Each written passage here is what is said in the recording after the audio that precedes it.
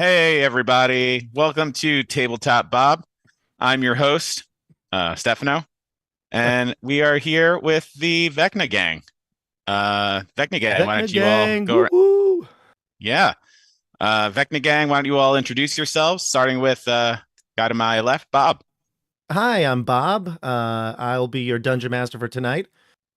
Kick it over to Andrew. Awkward. Oh, we had it rolling. You could have gone with it. The guy to my Darn right, it. or my My left. first hosting job ruined. Andrew, it's only awkward if you make it awkward. Yeah, I he made did, it awkward. Sorry. and he did. Yeah. Well, That's my I'll take bad. the reins back because that can never happen again. Welcome everybody. Welcome to the channel.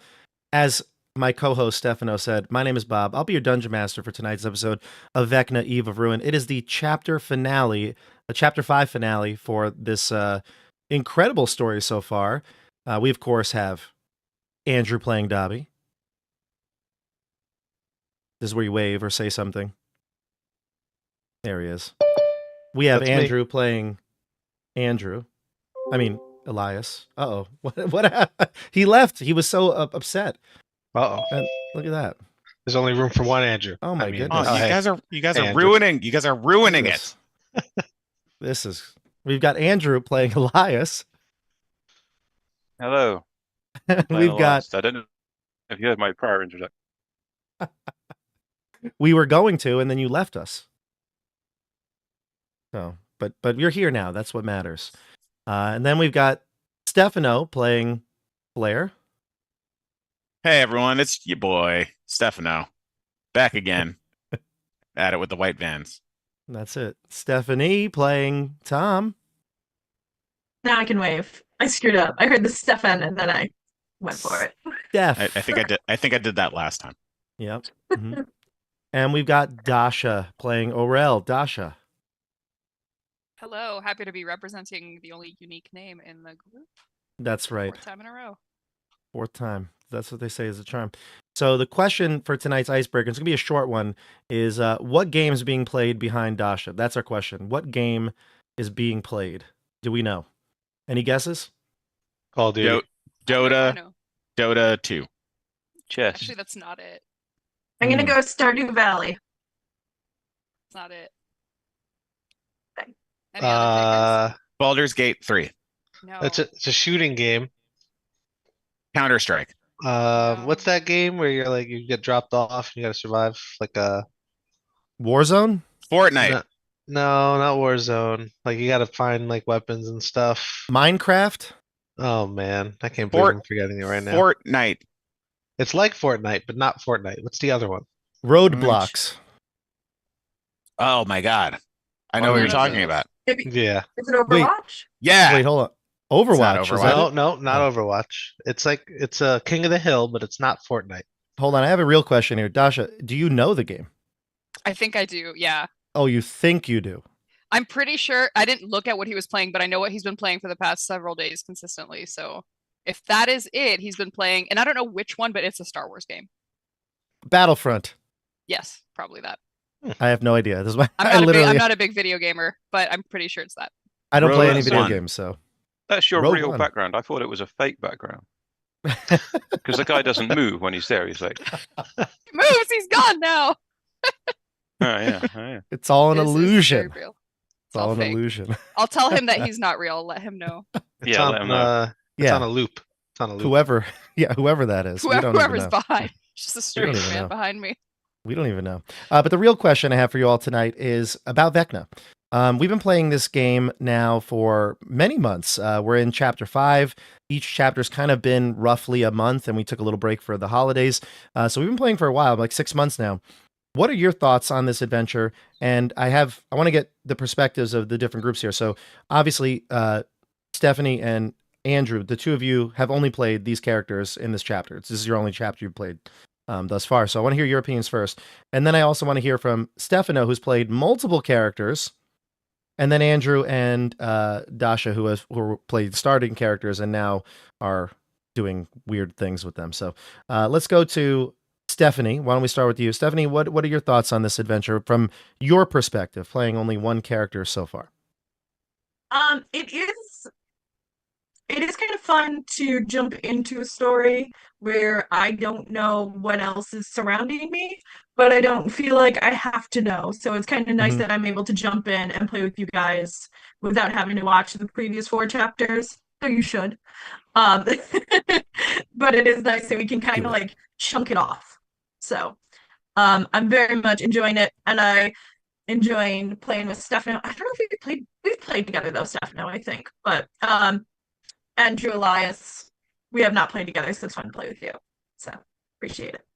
Nice. Yeah. And I agree with you. It's interesting to come in sort of like in the middle of a story. I've had people come on and do NPCs and stuff like that.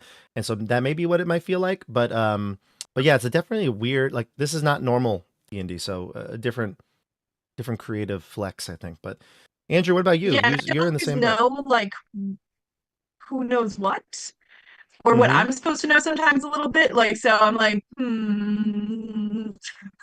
Yeah, that's true. It's a what I'm it's a doing. different aspect entirely. And Andrew, what about you? Similar boat. Yeah, I Yes, like oh what which one? which one? British Andrew. Ah, Oh boy. it's immediately immersive because you come in and you know your character, you've been playing your character. Um, and I love playing Elias, worshiping the founder. So yeah, I really like it. I really feel like it's really happening because, my character already exists and it fits into his timeline very well. Yeah, and I think it's interesting because Elias is with Flair, so he's got some sort of like familiarity, whereas Right, exactly. Tom is Dobby, right? So it's similar. You have some familiarity, and some of your other friends have been mentioned. Dobby mentioned Edmund Brycene, and so there's a lot of little connective tissues here. I So always wanted to play with Ariel as well because he was in Supernatural 20, right? And I remember thinking, oh, we have similar interests in dawn gods, that's right. light That's gods. right. Oh well. Yeah, Andrew was. I remember when we first started the challenge, Andrew was like, I love Supernatural 20, and I wish we had the scheduling was easier for that game. Scheduling's hard for everything. This game especially. Next chapter, we're actually going to be moving the date. More to come on that. We'll announce something a little later, but let's jump over to Stefano. Hey guys. What am I saying? How cool it is to have been in 3 chapters of this amazing Yes, And this is epic Avengers remake. that's right. Yeah, it's been pretty cool, getting to play with a whole bunch of people. None of them, of course, Nate, because you know, me and Nate never play together on the channel. That's so funny. Uh, but it's been awesome getting to reprise a bunch of characters. Started off with a pretty serious character, and I'm ending off with a pretty comical character. And yeah, it's been good, especially since I feel like it's been such a long time since I've played, someone like Lucius. Percy's a little more recent. Flair has been a little while too. Mhm. And I think I've kind of developed their characters a little bit more, and it's fun to replay them and think about, their voice and their personality and how they might meld with, different characters or Oh not yeah. meld with different characters. So that's kind of been a blast. Let's jump over to who's in next here. Andrew. Go ahead, Andrew. The other Andrew. All right, other Andrew here. I think my favorite part of this whole thing is having to come into it with my own mission. Not knowing what the people around me were kind of playing towards until I got to know them a little bit, and then kind of figuring out a way to work together. It kind of made me. It was like my own campaign, but not at the same time. I don't know. It's kind of hard to explain, but I liked it. I liked the connection. Yeah, and you played the character from the first chapter, and this is essentially your quest, right? This is Dobby's quest chapter. Yeah. So it's kind of cool to have that continuation within. Nobody else here has that just yet. So really cool. And then Dasha, of course, you are playing Aurel, not your character from chapter 1, but how's it feel playing in both of those kind of roles? Well, it feels great to play Aurel because it's been a really long time and he was stuck in Barovia and I didn't know if he would ever come back in any capacity. I know it was like hinted that maybe one day, but it's great to play him again. And kind of echoing what Andrew said, it's really nice to play with someone who resonates with the whole God of Light, God of the Sun sort of thing because in Supernatural 20, Aurel's religion was maybe not as popular among his coworkers, his peers. He probably annoyed them a lot by passing out, his religious pamphlets and trying to get everyone to follow Paylor. So it's nice to have a like-minded companion. And that is a very big contrast to my other character, Aroviel, who is in a very dark place and also comes from like the OG campaign on the channel, Descent into Avernus, where she kind of ended off in a pretty bad place, losing her soul, becoming evil, which she originally was not. So it's a nice dynamic to have two like polar opposites to play. Yeah, I think you, like you said, you have a Roviel who's kind of like crazy, soulless, and of course then the moral compass of the Supernatural 20 party. So it's a nice contrast, and you get to play these characters you haven't played in a while. I'm really excited. I've been having a blast DMing for all these characters. I missed all of them, so it's nice to have them back here finally. And real quick, a couple of things, like I said, updates. Next chapter, this is the last chapter episode of this chapter, but next week we'll be playing on Thursday. That's actually going to be the new day, I think, for the next few chapters, because Thursday works better for some of the players and their schedules. And so we'll be, I'll post a thing when we get off tonight at some point. I'll make a graphic up just so you can keep track of when they're going to play. We're actually going on spring break soon at my school, so we're going to end up having a little bit of a break in between too. So more to come. Link down below, description for all the social media and Patreon, all the ways to support the channel, all the good stuff. Check it out. And I think we're ready to dive in tonight. Ready to play? Yeah. Yeah. Yes. Yes, we are. All right. I'm going to cue the music, and I'm going to switch us over into grayscale, Stefano's favorite. Let's jump in it. No. It's okay. It doesn't affect me anymore. Okay. Last time we played, we had quite an encounter in the death house. You met more priests of Osybus. You fought them, ripped off their tattoos. You found a body of what seems to be a non priest. It was just somebody else in the house. That soul was taken from them, or at least tried to. I think Sarasanda initiated this, but some of you were helping out, cutting off the head, taking the skull out of the body, and speaking with the dead in this character. And you found out that this character does not work with the priests. In fact, they are part of some other group, some other cult that resides here in this house. And it's not unusual. This happens. There are cults in Barovia. They worship Strahd and other entities.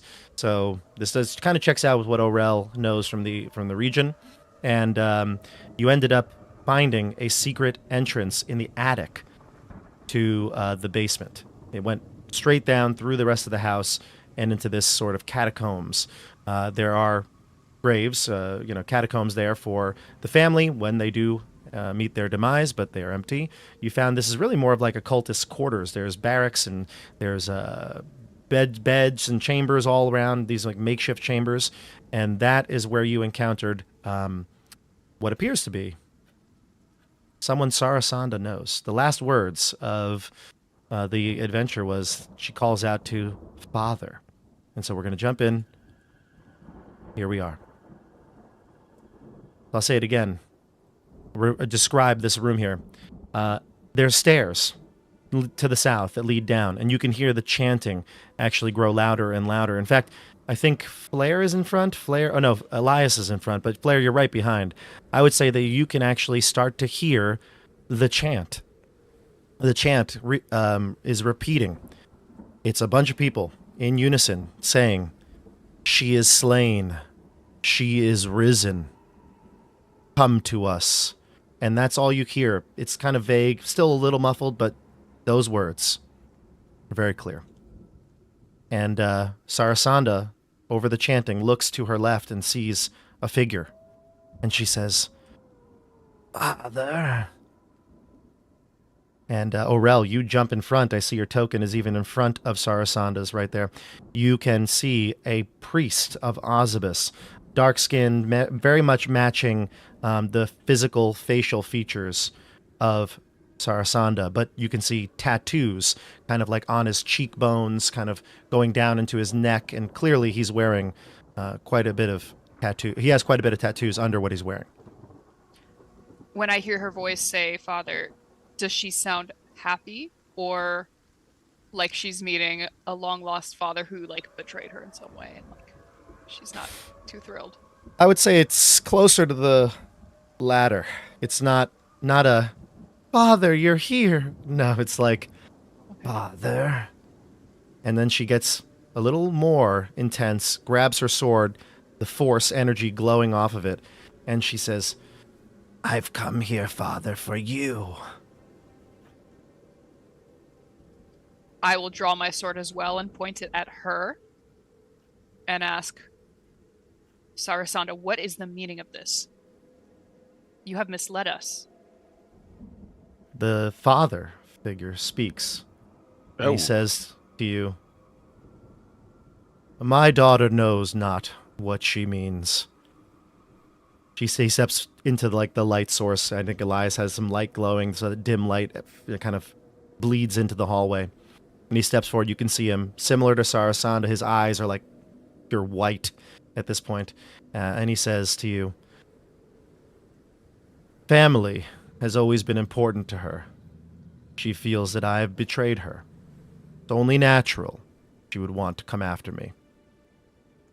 And she says to you, he's lied, much as life. He joined this priesthood. I've tracked him down to here. We've met our goal, Orel.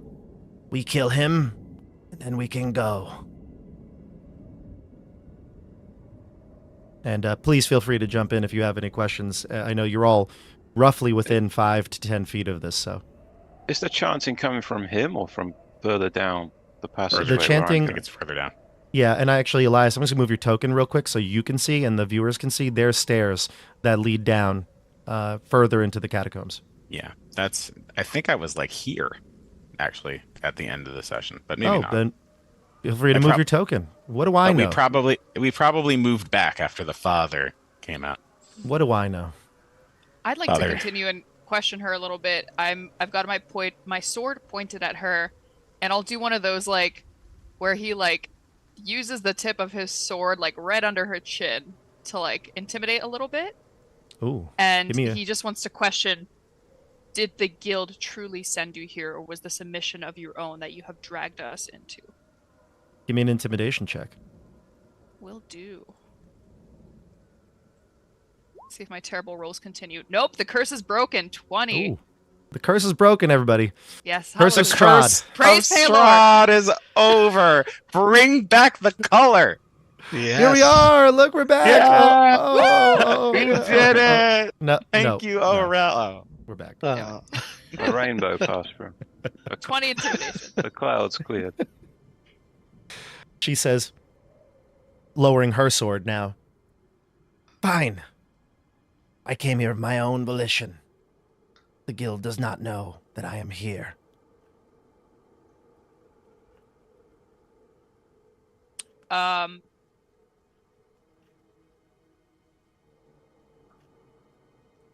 Not what you wanted to hear, Orel, huh? No, Arel is like dumbfounded because he trusted in this woman. She used the name of the guild to kind of get in with him.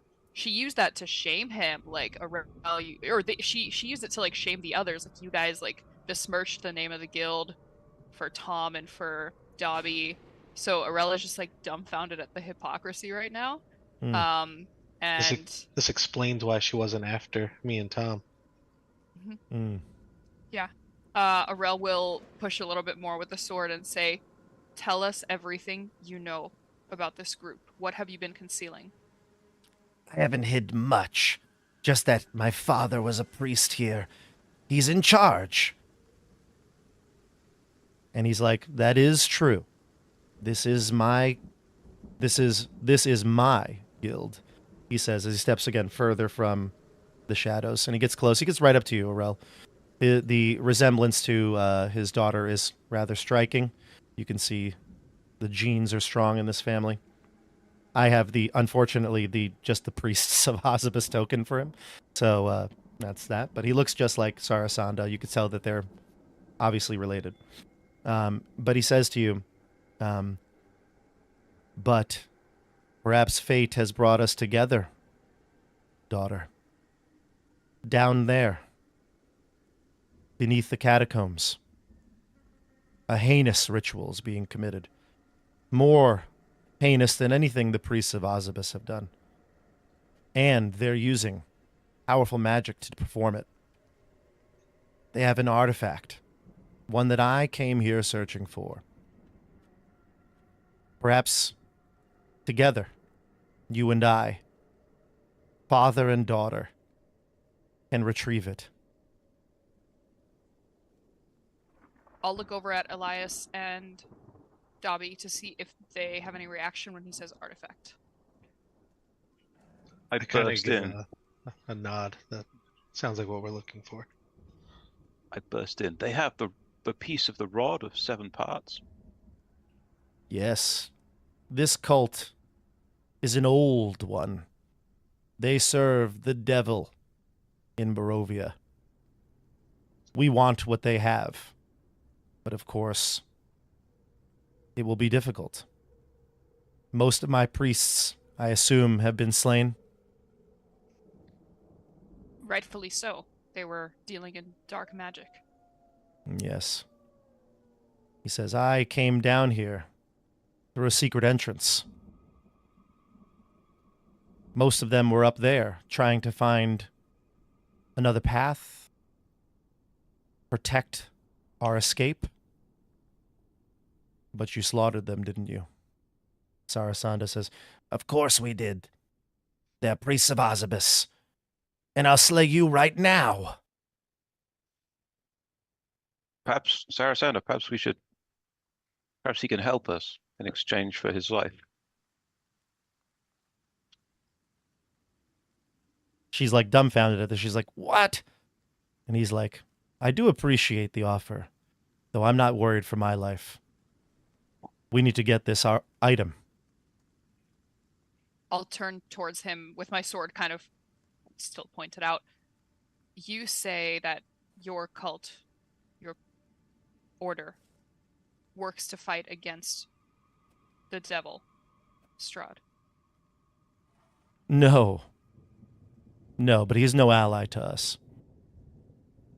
I managed to find a way in here.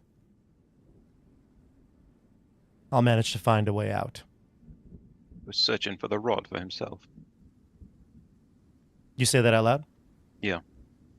That's right. I won't hide it. Well, let us make common cause for now. This ritual seems to be getting louder all the time. Yeah. Flair, I see you step down the stairs just a little bit. Is that where you're going? No, I moved myself back. Oh, I see it now. Wow, it's weird. My Roll20 shows you in a different spot. That's where my Roll20 shows you. Weird. Oh, that's Okay. weird. However, before we enter the room, like when we're going to enter the room, I'll just tell this to Elias. Elias, before we enter the room, I want to cast greater invisibility on myself. Excellent. Are we heading in? Yes. I'll turn to Elias and kind of in a lower voice ask, how can you propose we work with these forces of darkness?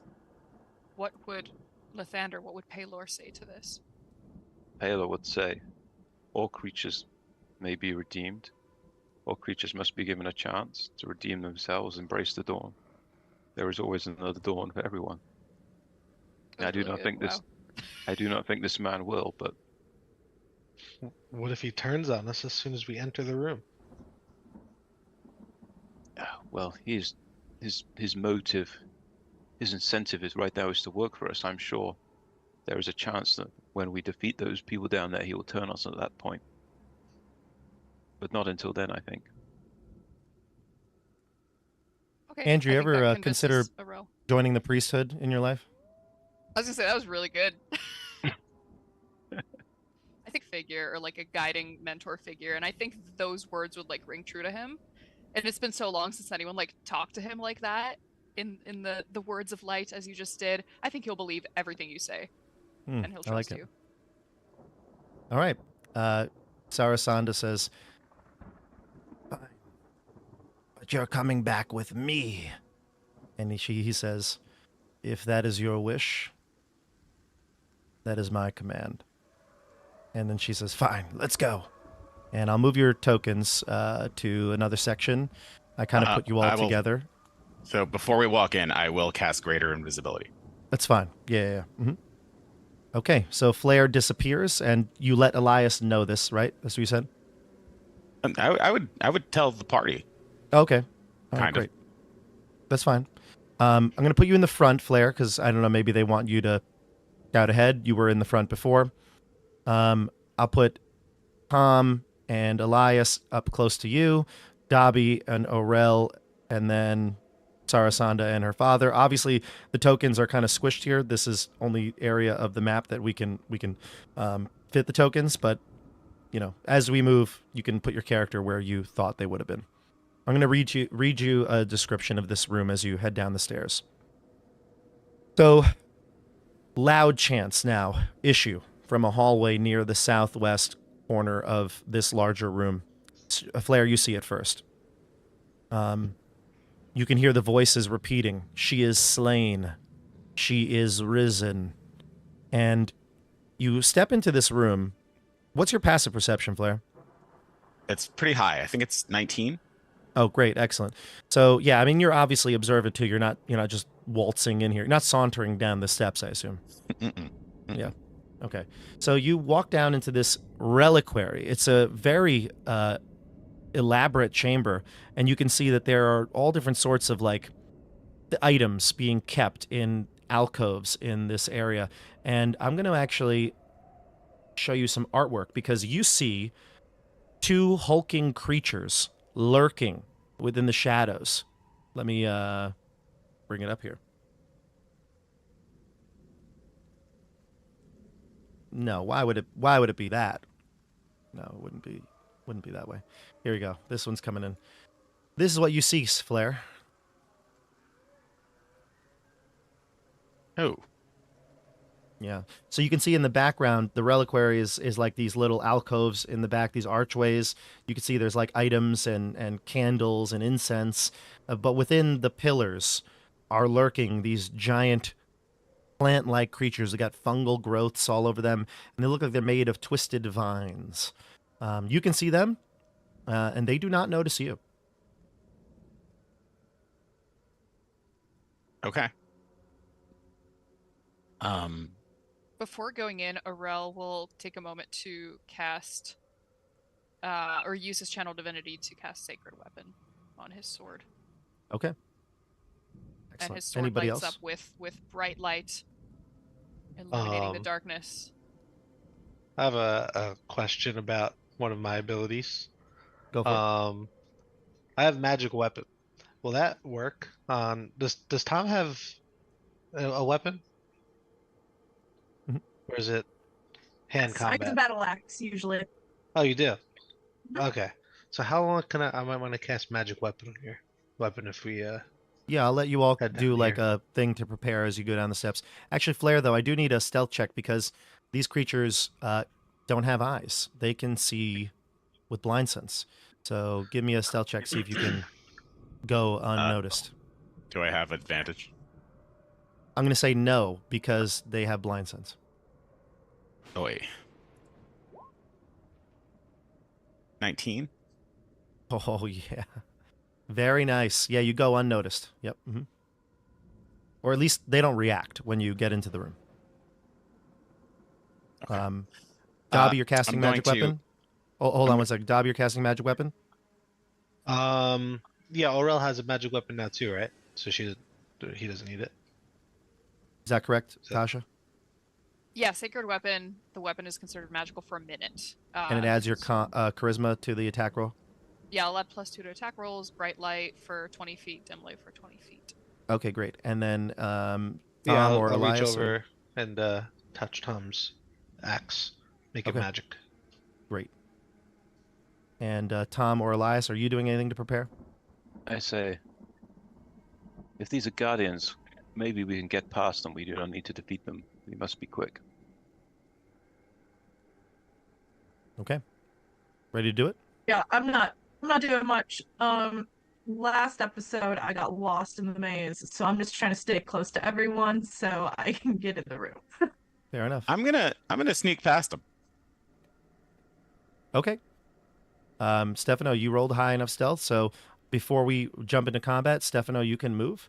You go down into this little area. I think your character sees it right there. There are a couple of other entryways, so you can see behind this shambling mound there is another pathway to the left, and then to the right there's a pathway, and you can see there's a iron portcullis here, but you can see within the chamber, and you see a terrifying sight. You see, um, you see featureless stone pillars supporting this high ceiling. It's a 40-foot square chamber. There's murky water that covers the floor, and a breach in the west wall leads to a dark cave heaped with refuse. Stairs lead up to a dry stone ledge that hugs the walls. 14 hooded figures stand atop ledges, chanting loudly. In the middle of the room, you can see an octagonal dais rising above the water. Atop the dais is a stone altar drenched in freshly spilled blood. The source of the blood is that of a lifeless young woman dangling above the altar from chains mounted to the ceiling. You can also see dangling next to her and crying, but almost like so hoarse that it can barely be heard, is a small child. You can also see that a ceramic stake has been plunged through the woman's heart.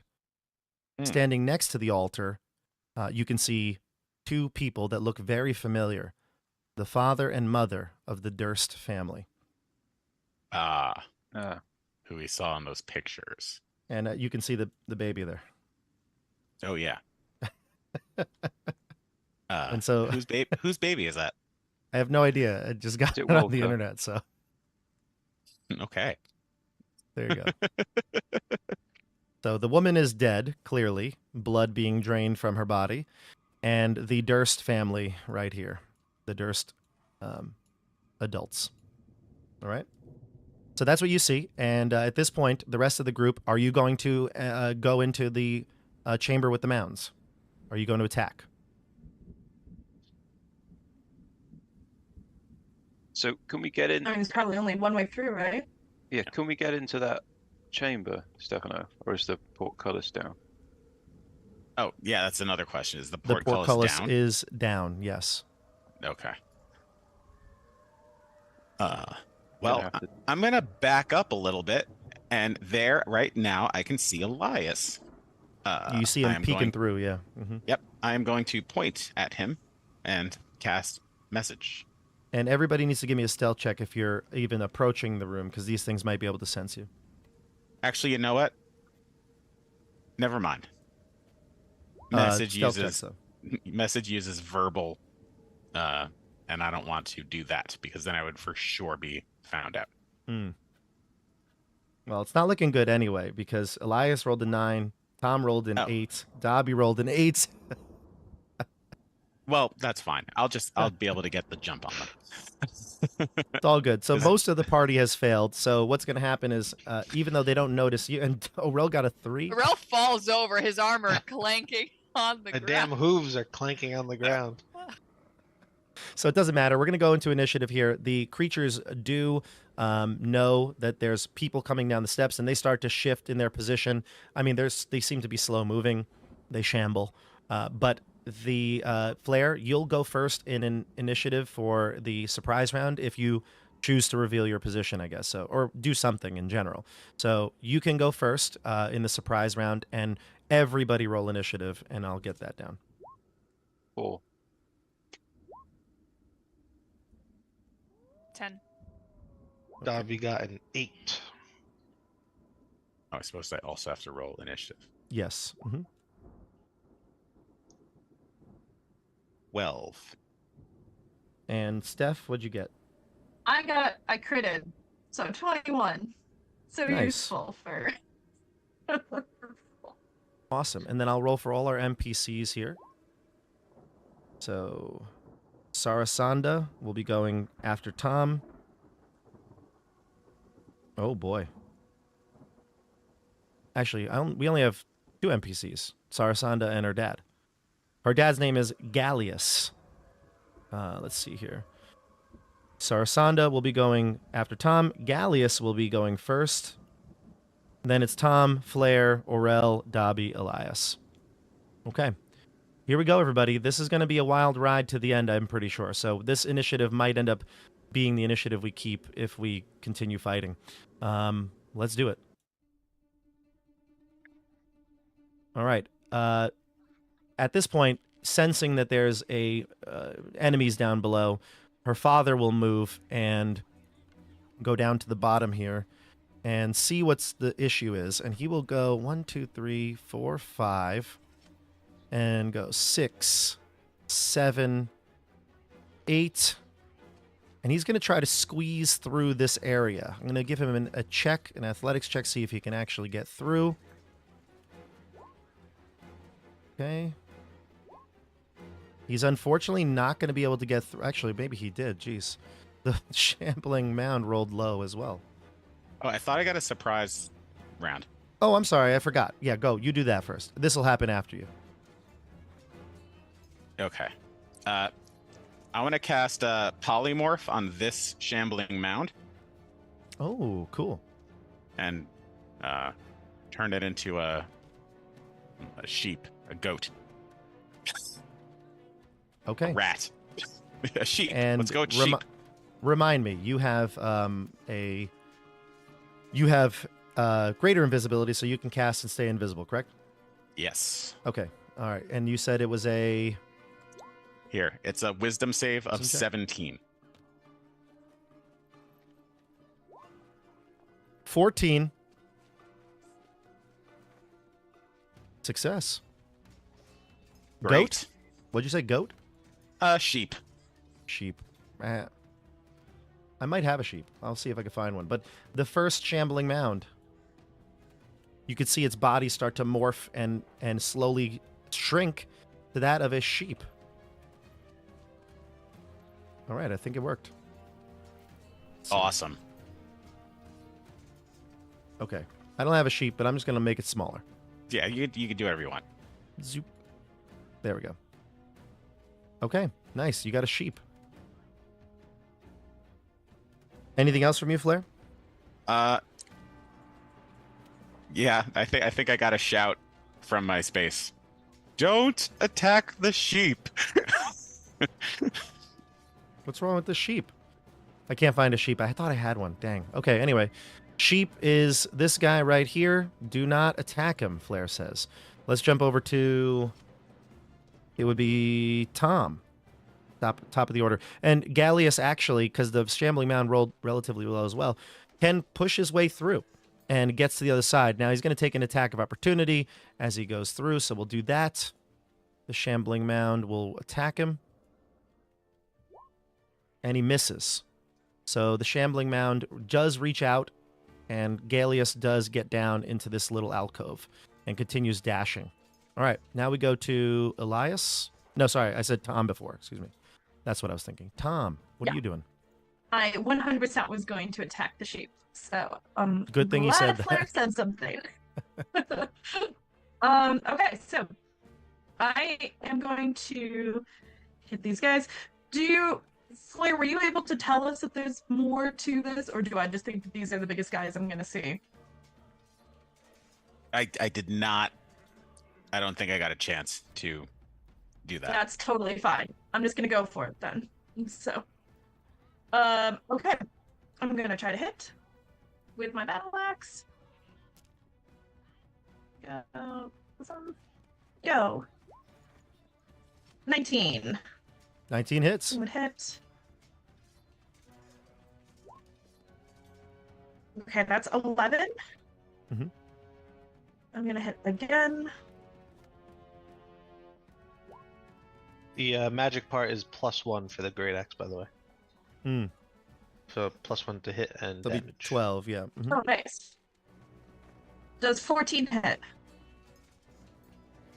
14 does not, though you feel like it's mostly just because you don't know where to hit. It's like bulk is protecting it, but 14 does not No, hit. that is fine.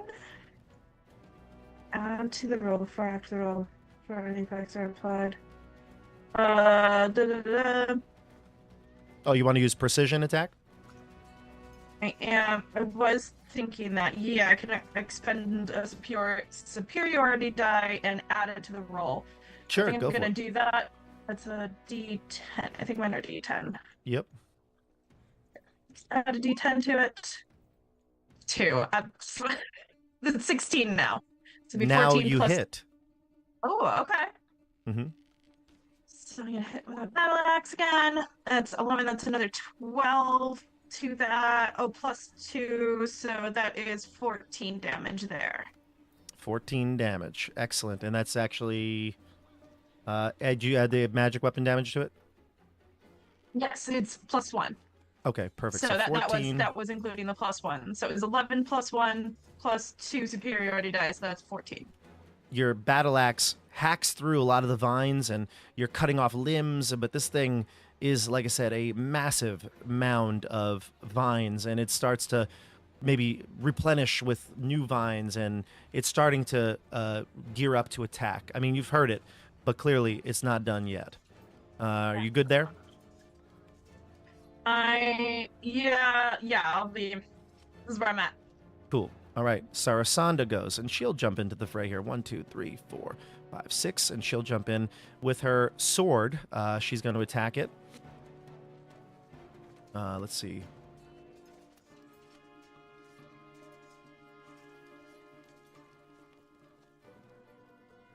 All right, so she's going to attack with the force sword, and let's go. She'll go two-handed with it. She hits it for 21, and she misses with an 11. But she's going to end up doing a total of 14 slashing and 14 force. That's going to be a total of 28. Okay, great. All right. And then we jump down to Flare. Orel on deck. Okay. I'm going to move up a couple spots. And... shoot. Sorry, I wasn't prepared. What do I want to do here? You know what? I'm gonna cast Eye Bite on this thing to try to make it go to sleep. Love that spell. That's great. All right. Eye Bite for what save is it? Sorry, just give me a second. This is tricky because I was not able to put it on.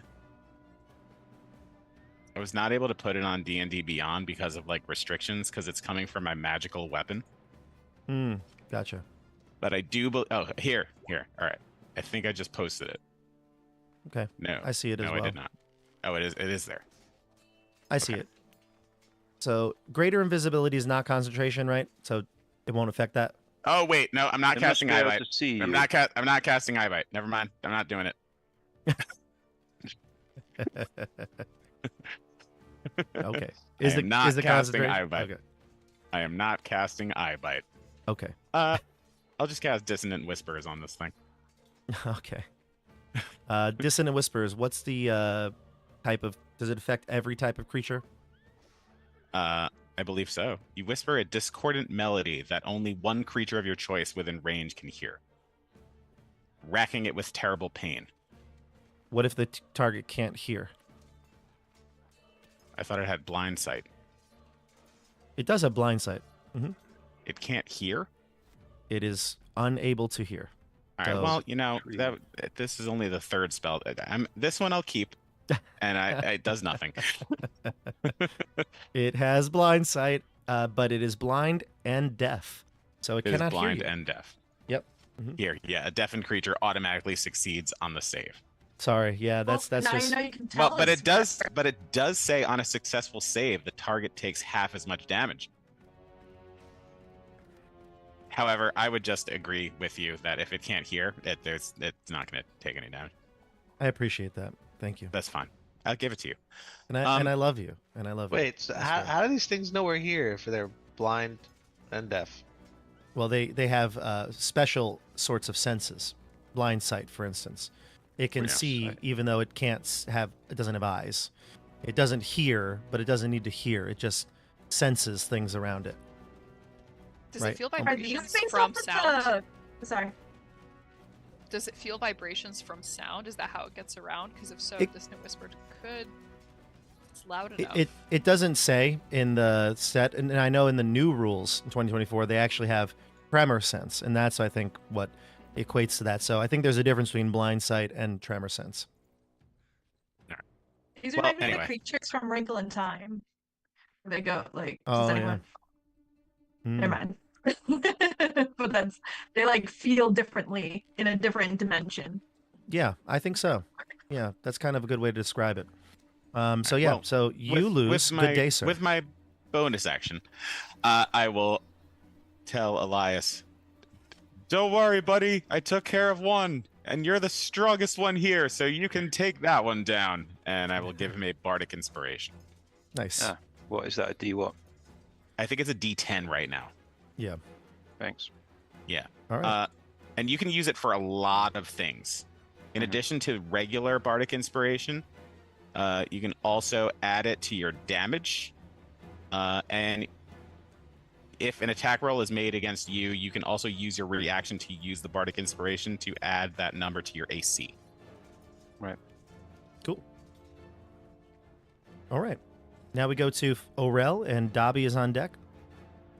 All right, so Aurel is going to run into the room from around this corner, and this is the first time he's seeing these creatures, at least seeing them up close. And this seems to be the one everyone's attacking, right? The big one. Yep. Okay.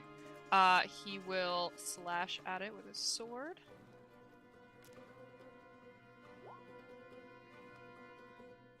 That'll be an 18 to hit. 18 will hit. Lovely. So that's 9 slashing damage, and then I believe oh,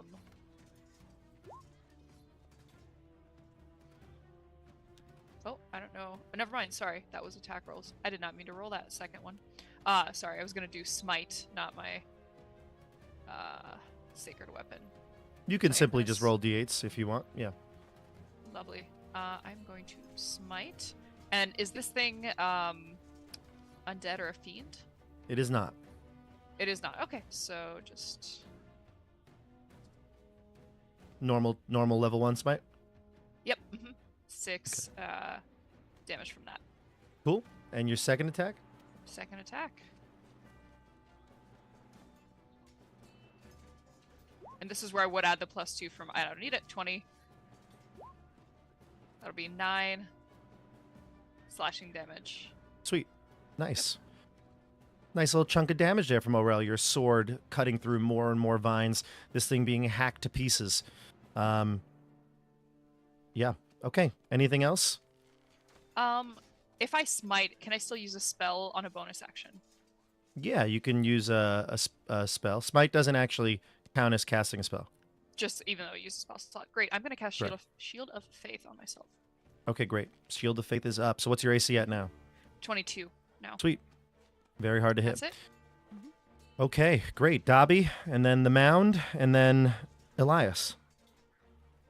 All right. There doesn't seem to be much room here. Do I still use my full movement? Like, can I freely move past my teammates without being hindered by so many? of Yeah. them?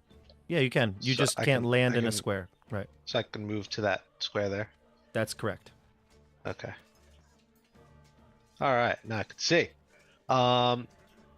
So from visually speaking, how can I see this big vine monster here? How badly has it been hurt from my teammates hacking at it?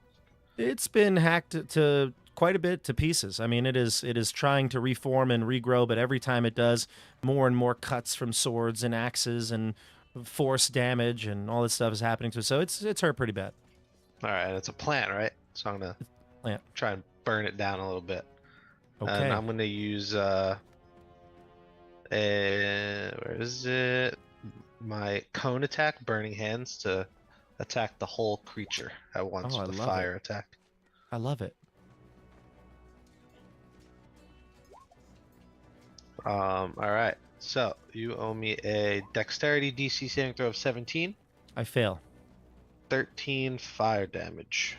You get the sense that even though this thing is a plant, not all of it goes through. It halves Really? the damage on Interesting. fire. Yeah, I agree. Greenwood. It's not Pokemon here. Yeah, that's what I was thinking. All right. Half of that will go through, and are you going to stay in that spot? Yeah, I used all my movement to get there, so I had to stay there. Okay, great. All right, so here's what we're going to do. Let's see. What are we going to do here? This mound.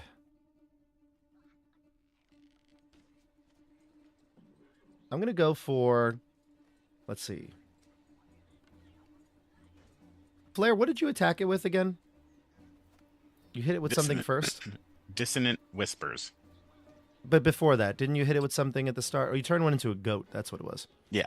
Never mind. Okay, good. All right, so then we're going to go after Sarasanda. That's what we're going to do. She did the most damage to it with her attack. So let's go with our slams here. All right, Sarasanda is going to get slammed twice for a total of 30 damage. And that means that the thing can engulf her. So the vines reach out to her, and just like I'm going to display in the virtual tabletop, you can see that is kind of like what's happened to her. You can see there's a little body inside the mound. So that is gonna, that's gonna happen to her. Yeah, it's engulfed, and it must succeed on a con saving throw on each of the start of the mound's turn. So next turn she'll do it, and she's gonna be hurt even more as this thing constricts her and moves around. But for right now, she just took 30. She's almost actually unconscious. She's been hurt quite a bit throughout this game. So she's going inside the mound. She's like, save me! Kill this beast! And we go to Elias. Your turn. Okay, Elias is going to move first. 5, 10, 15. Can the goat do anything, Stefano, 20. or no? I guess it could. It's like it I mean, bleats it can't and- make a save. It might It want to eat bleeds. some of the mound. Goats like to eat. Oh, it makes a save at the end? No, it does not. Oh, well then It's just it's a going to goat. go and, it's going to go in the corner and bleat and sit down and lay down. Alright, Elias wants to follow Gallius through, squeeze past the mound like Gallius. Go for it. Give me a opposed athletics check. Can I add the bardic inspiration to it? I believe so, yeah. Mhm. But I do that after I roll, right? Mhm. What do I get? Oh. I get 19. Yeah, so you could squeeze by it. Go ahead. Okay, so that's 25, 30. And I'm going to dash. Go for it. 35, 40, 45. Oh, I can see him now.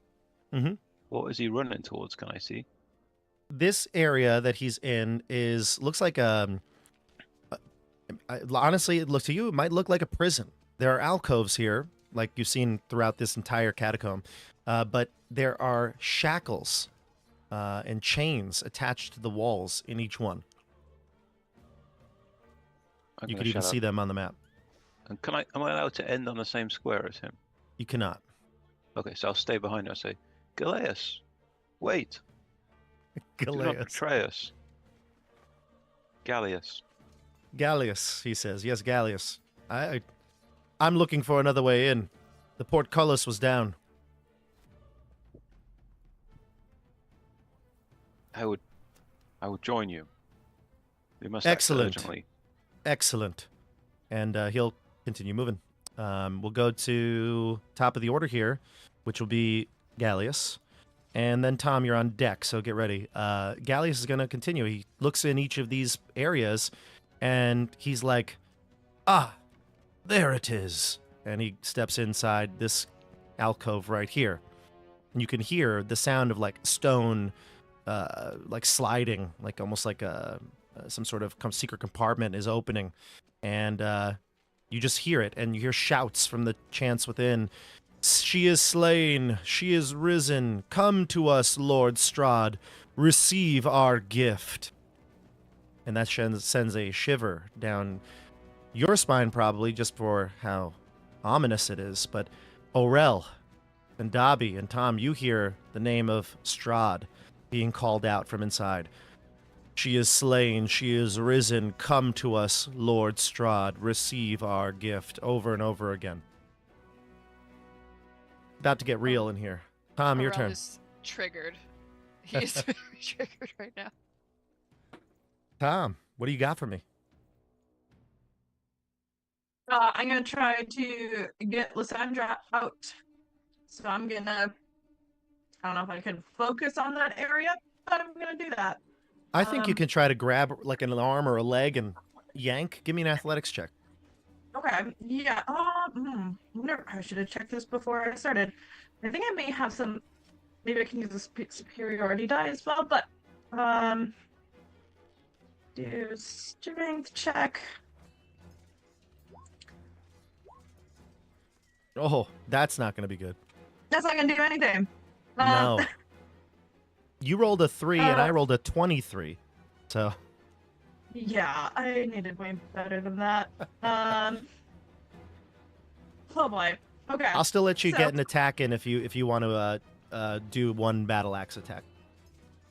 Yeah, and I'm gonna do a battle axe attack. This is a +8, so that 3 + 8. That's not gonna hit anything. No. I'm actually gonna use my action surge here because this is sad and I just get very frustrated. So I'm gonna do that now. Nice.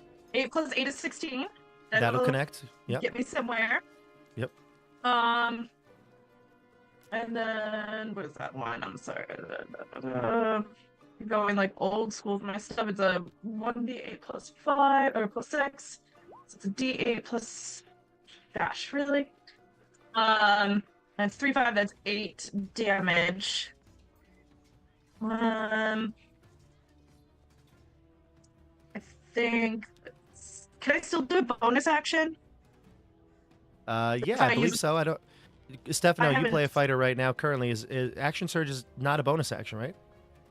Oh no, it's just you do Just it. Do it. Yeah. Okay. So I'm gonna use my bonus action, which is quick toss. I can expend a superiority die, make a ranged attack. Oh, that's ranged. Oh, He's right in ranged. front of me. Oh. Never mind. Okay. Sorry about that. No worries. But All I right. tried So real hard. I pulled really hard, and I yeah, have like her boot in my hand now. I guess I don't know. I tried, you guys. pull harder, harder. Oh man, just claw harder, man. Sarasanda will actually try to. I think she can try to get out. She is blind, restrained, unable to breathe. No, actually, no. I don't think she can. No. It engulfs a meaning creature is grappled by it. The target is blinded. Yeah, that's it. Yeah, I don't think she can try to escape. It doesn't give you an option here, so I'm going to say no. So she is stuck with inside this thing. It's going to be up to you to defeat this thing to get her out. We'll go to Blair. You're up next. All right.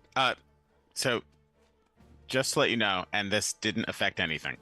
Oh boy! I am no longer invisible Why? because Concentration. it's concentration. Yeah, but what did you do that was also concentration? Polymorph? Oh, polymorph. That's why I didn't cast eye bite. Because Gotcha. then this Okay. thing would have just goat's gone. Fair enough. That's fine. Honestly, it wasn't going to attack you anyway. It wanted to attack the thing that hurt it most, and she did 28 in one swing, so he went for that. All right. So I saw Elias sneak into this little alcove, right? You saw him bravely push past. Not yeah. Okay. I'm bravely The- sneaking past. I'm Okay. I'm cowardice sneaking past this thing. That's what I'm attempting to do. Okay, go for it. Uh You have to push past it. It's blocking the way. So athletics check. okay. Yeah. 15. 22. You are Holy rebuked. Is that my action? It's your it's like your attack essentially, but you can still do a. Oh no, it's not your action. No, it's trying to get past it. No, it's fine. It's fine. I allowed Elias to do it as well. Okay. Great. All right. Well, darn it. No, I can't do that. Everything I have is concentration. All right. How about this? I'll cast Shatter on it. Okay. Does that affect anybody else in this room though? It's actually only a 10-foot square. Okay, so just Sarasanda. Oh. Go ahead. Do it. Do it. It's fine. You don't care about her. Do it.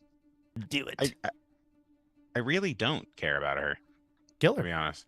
No, it's a 10-foot radius sphere, so I can't do that. Wow. Yeah. Poke it with your sword. Yeah, you know what? All right, I look at the rapier. And then I look at the short sword +2. By the way, I I pull do out the assume. I just and want I- to say one thing. I do assume that Flair has like some sort of attention deficit, and he's like, "Ooh, this spell. No, the rapier." That might be what's going on right now. So he looks at the rapier, and then he looks at the short sword +2.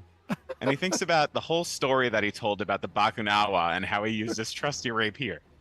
Oh. And then he pulls out the short sword +2 and says, well, we could just rewrite the lyrics. Oh, this and is great. I attack. Oh my gosh. First attack is 18 for 10 magical piercing damage. Very nice. That'll go through. Great. Second attack is 14 That'll hit. for 11 magical Oh, piercing sorry. damage. No, I lied. 14 does not hit. It was You're what Tom got last time, but then, increased it. Sorry. No, I see. Okay, so just first hits. First hit for 10. I got it, and I recorded it. Perfect. Staying there.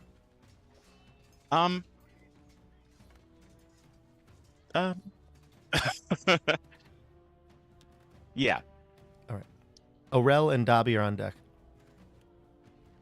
Orel, what do you got?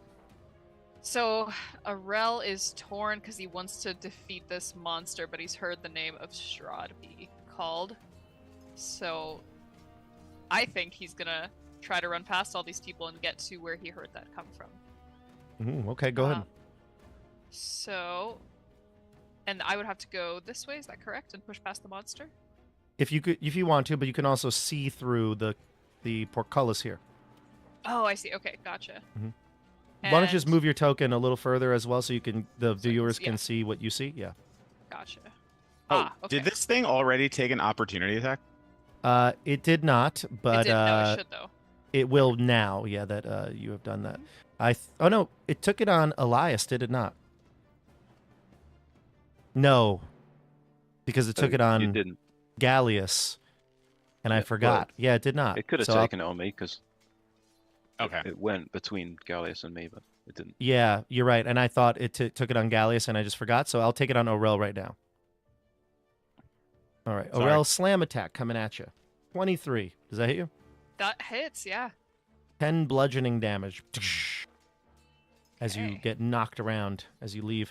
It can't engulf you. It has to hit you with both of its slam attacks on a normal attack to engulf you. Gotcha. So it is rare, Also, actually, but it did well against Sarasanda. I just saw the baby. That is creepy to see that baby in this context.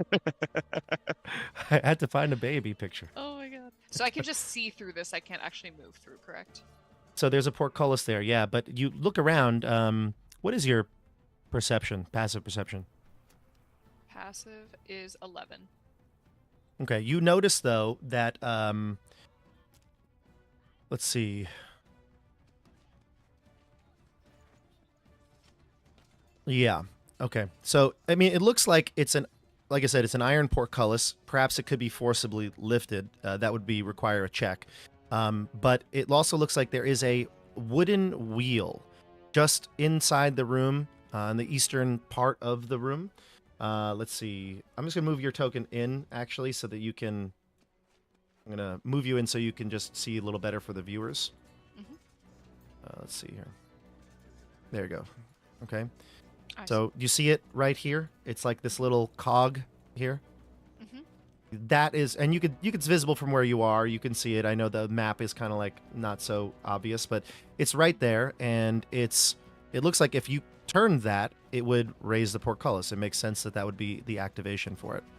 But you know, it's hard to get your hand in there. You know, it's just a little further than and out of reach. Could I, if I reached through with my sword, could I? You wouldn't be able to like do it with enough force, you know what I mean? You get the sense that like you would need to like really get a good hold of it. Now, if you had like rope or something, that I don't know, but you know, even then it would require multiple cranks and not going to be so easy from here. It would take you multiple rounds probably, but if someone on the inside opened it, yes. Or maybe you can lift it. That would be up to you. I'll try to lift it and we'll see what happens. Okay. It is an athletics check to do it. Athletics. Yep. Nat 20. Oh my... The curse is broken yet again. The curse is truly broken. Praise Paylor. Oh my gosh. Oh, look at that. Oh. So for a minute. Just for a minute. All right. Aurel. I mean, maybe her name of Strahd empowered you. I mean, you lift this portcullis up and you have passage into this area. Now that you do, actually, and I'm just going to move you in so that you can again see a little better with your token. Let's move you in. You see this horrific sight I described before, the freshly spilled blood of the woman that's seeping into the water. It's like a 2-foot deep, like, little reserve of water here. Is starting to pool into this refuse pit. And you see it, almost before your very eyes, a creature forming from the blood of the woman. It's a massive creature, actually. You can... I don't know if you... I'm going to move you in a little bit more so you can see it. This creature steps out into the chamber. It is a massive humanoid. It looks like it's got flesh and bones. It's wearing almost like a gruesome rhinoceros head, spikes all over its body, and it has a giant spear in its hand. You also notice that the woman at the altar is like to her husband, Gustav, the child, do it next. And he has a bloodied, he has another stake that he's going to stab through the baby's heart. Oh, God. And the woman that is, so the parents and the child are from the portrait. Is the dead woman someone I recognize? You don't, but, No, okay. No, you don't. Mm-mm. Okay. And is this creature that just came out something that I would have heard of or know is associated with Strahd? Okay. God, no. No. Mm-mm. Okay. I suppose that's it for me. Oh, I should also explain one more thing, Aurel. Inside the chamber is Gallius, and you can see there are 2 slain cultists right next to him. It looks like he has killed them in some fashion. Their bodies like twisted on the floor. Mm-hmm. And do I see Elias running up here as well? You don't. Elias's token? No? Okay. No. All right. That's it. What do you have left to do on your turn? I'm sorry. There was a lot of description. Go ahead.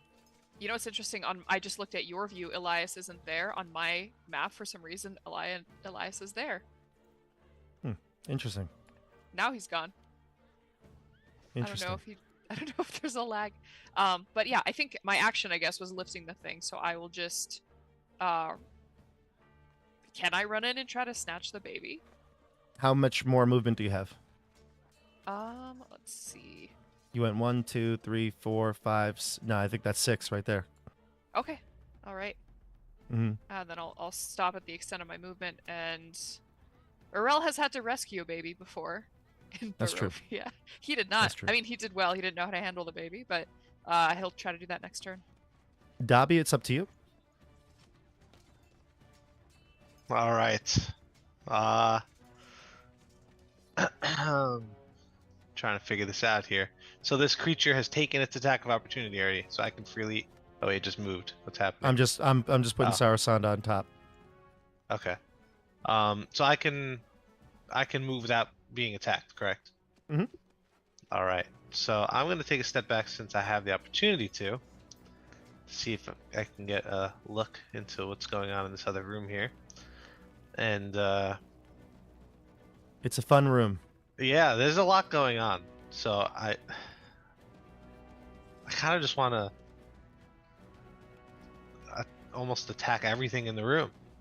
Oh dear There's Lord, some there is a cultists. baby. You do see a baby. There is a baby. However, I can choose to protect a certain number of targets Oh my God, from my abilities. because you're an evoker now. Yes, yes. Oh yeah. So how many allies do we have in that room down there? Is it just Orel? I don't know if you consider Gallius an ally. No. He wants Okay. he wants the rod. I want the rod. It's not gonna work. Okay. Might as well just get some accidental wink wink damage. You know, while I can. Okay, fair enough. But I think I want to center a fireball in the room. On the baby. It's a 20-foot radius, so I should be able to hit the whole room, right? Yeah, 40 feet, yeah. And I will choose to protect Orel. And I will choose to protect the baby.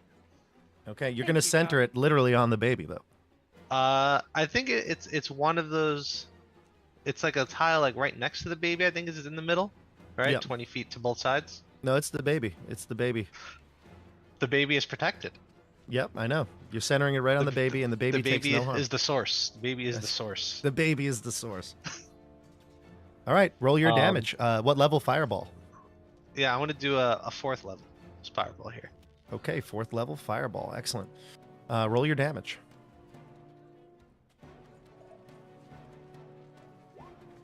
$42 fire damage. Oh, that's a good roll. That's the best fireball I think you've ever rolled. That's the best fireball I think I've ever seen. It's a pretty good. Wow. One. Can I just read these numbers here? 6, Uh-huh. 6, 4, 4, 6, 4, 6. It's 3. the power of the baby. It's the source. People baby. keep doubting that the founder is with us.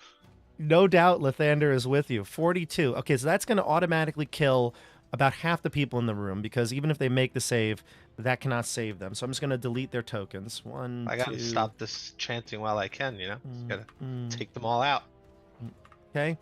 All right, so now the others do have an opportunity to save, and I will roll all of their saves. Let's start with the crazy thing. I'm just going to call it what the book calls it, the Relentless Impaler. Okay, mull It's a that good one name. over. It's a good name. Oh, you haven't seen What We Do in the Shadows yet, right? Nando No. the Relentless? Because I never No. relent. I got to So see this. You spoke about it last time, and I've heard about it so much I'm going to get to it. Yes. The Relentless Impaler has a 25, so we'll take half. So 20, what is it, 21? Yeah, 21. Okay. 21. And then the other cultists, let's see what they get. We've got 4 of them left. Let's do that. 1, 2, 3, 4. Only one is going to succeed, so only one will live. That means, so dead, dead, lives, dead. Okay. Great. And then the husband and wife, the Durst family. Let's see how they do. Both pass. Both pass. What? Yeah. Both pass. The father Durst rolled a 22, and nat 20, so he's gonna succeed. Okay, he takes 21, and the mother takes 21. But what a great fireball. This giant ball of heat erupts in the room, and Gallius is going to... Oh, yeah, I got to roll for Gallius. That's right. He is... You said it was a 17? 17. Okay, he's going to fail as well, so he'll take the 42. Okay, 42. Great. Okay, wow, what a fireball. And the baby, you can just hear the coos of the baby as everybody else is silenced for at least just a moment. Maybe a little giggle from all the lights. I don't have a kid voice right now. Let me get one. But yeah. All right, so that's it. Let's go. Is that it, Dobby? Are you good? Yeah, I am good. Okay, great. What about this? Do you hear this? Little creepy, but yeah. Thanks, Bob. Yeah, Now we that's know good. that the baby's evil. Oh man, wait till this baby goes. I gotta roll initiative for him. Let's jump in with it'll be the mound and then Elias. So the mound is going to unfortunately hit Sarasanda. This may be bad for her. Let's see what happens. Oh my god. You hear Sarasanda cry out, "Help me!" as she's constricted by the mound, and all of her air and life is crushed from her body. She's dead. She goes limp. All You right. can see within the vines, Sarasanda's body hangs there. The mound is going to attack now. It'll go against Flare. Flare, what's your armor class right now? 18. 18. So we've got a 25. You're going to get hit twice. Hold on. Silvery barbs on that 25. Okay. I did roll a second attack. I'm going to use that as a second attack, not as the silvery barbs reroll. I'll reroll the first one now. An 11. Ooh, you're so lucky. There you go. You were so lucky. I know I'm lucky. But you still get hit for 24. So That's 24. fine. I just didn't want to get engulfed. Gotcha. Yep. And you take TPK, 12 damage. he You take says. 12 damage. All right.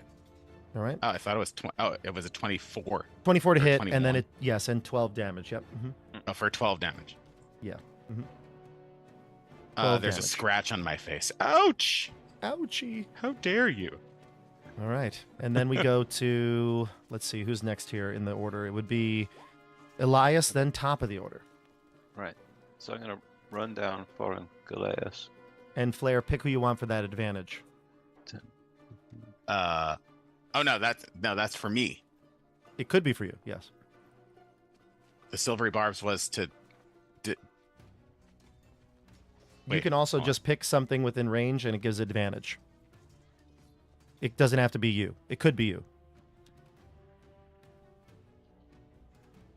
Silver barbs, you make the thing roll again, and then you can also pick a different creature within range that you can see, and that creature has advantage. So you could pick yourself, you could pick somebody else, but you get advantage on the next ability check. I'll give advantage to Tom.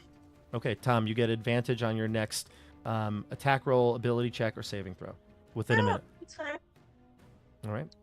Oh, Elias, wait, I what can do you give it do? to myself. Sorry, no. Flair would give it to himself. Sorry. Tom, he giveth and he taketh So away. glad it's our last time playing together. He deserved it. He deserved it. Go ahead, Elias. What do you do?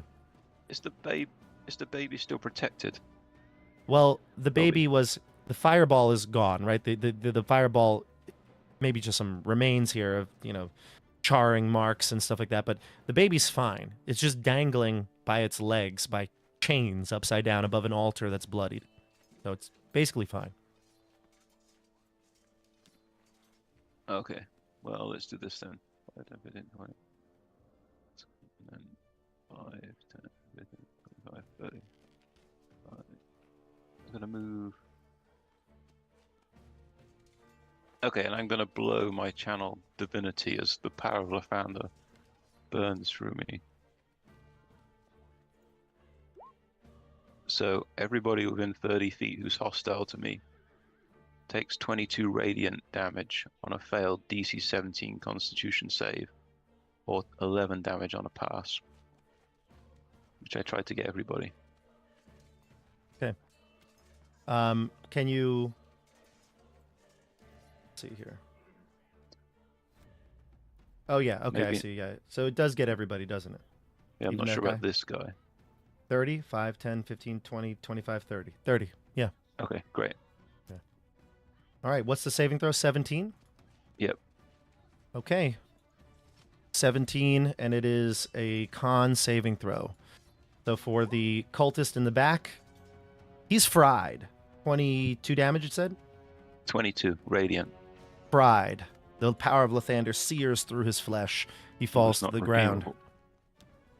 Now, for the homeowners here. The homeowners of this place. Is that a cultist at the top? Oh my god, no, he should have been dead. That was dead from the fireball, sorry. Okay. And then we've got the homeowners. The wife is going to succeed. Does she take half damage? Yep, 11. 11, okay. All right, and then the man of the house, he takes full 22. All right, He's not and doing well. he holds his hands. He's like, ah. He's got that stake in his hand, and his wife is reminding him, drive it through its heart. Gustav, drive it through the heart. And then the Impaler, he wanted to make a save as well. The Impaler, it's a con save, right? Yeah. 14. It's you do the damage. There you go, 22 damage. Check that out. Nice. All right. Anything else? I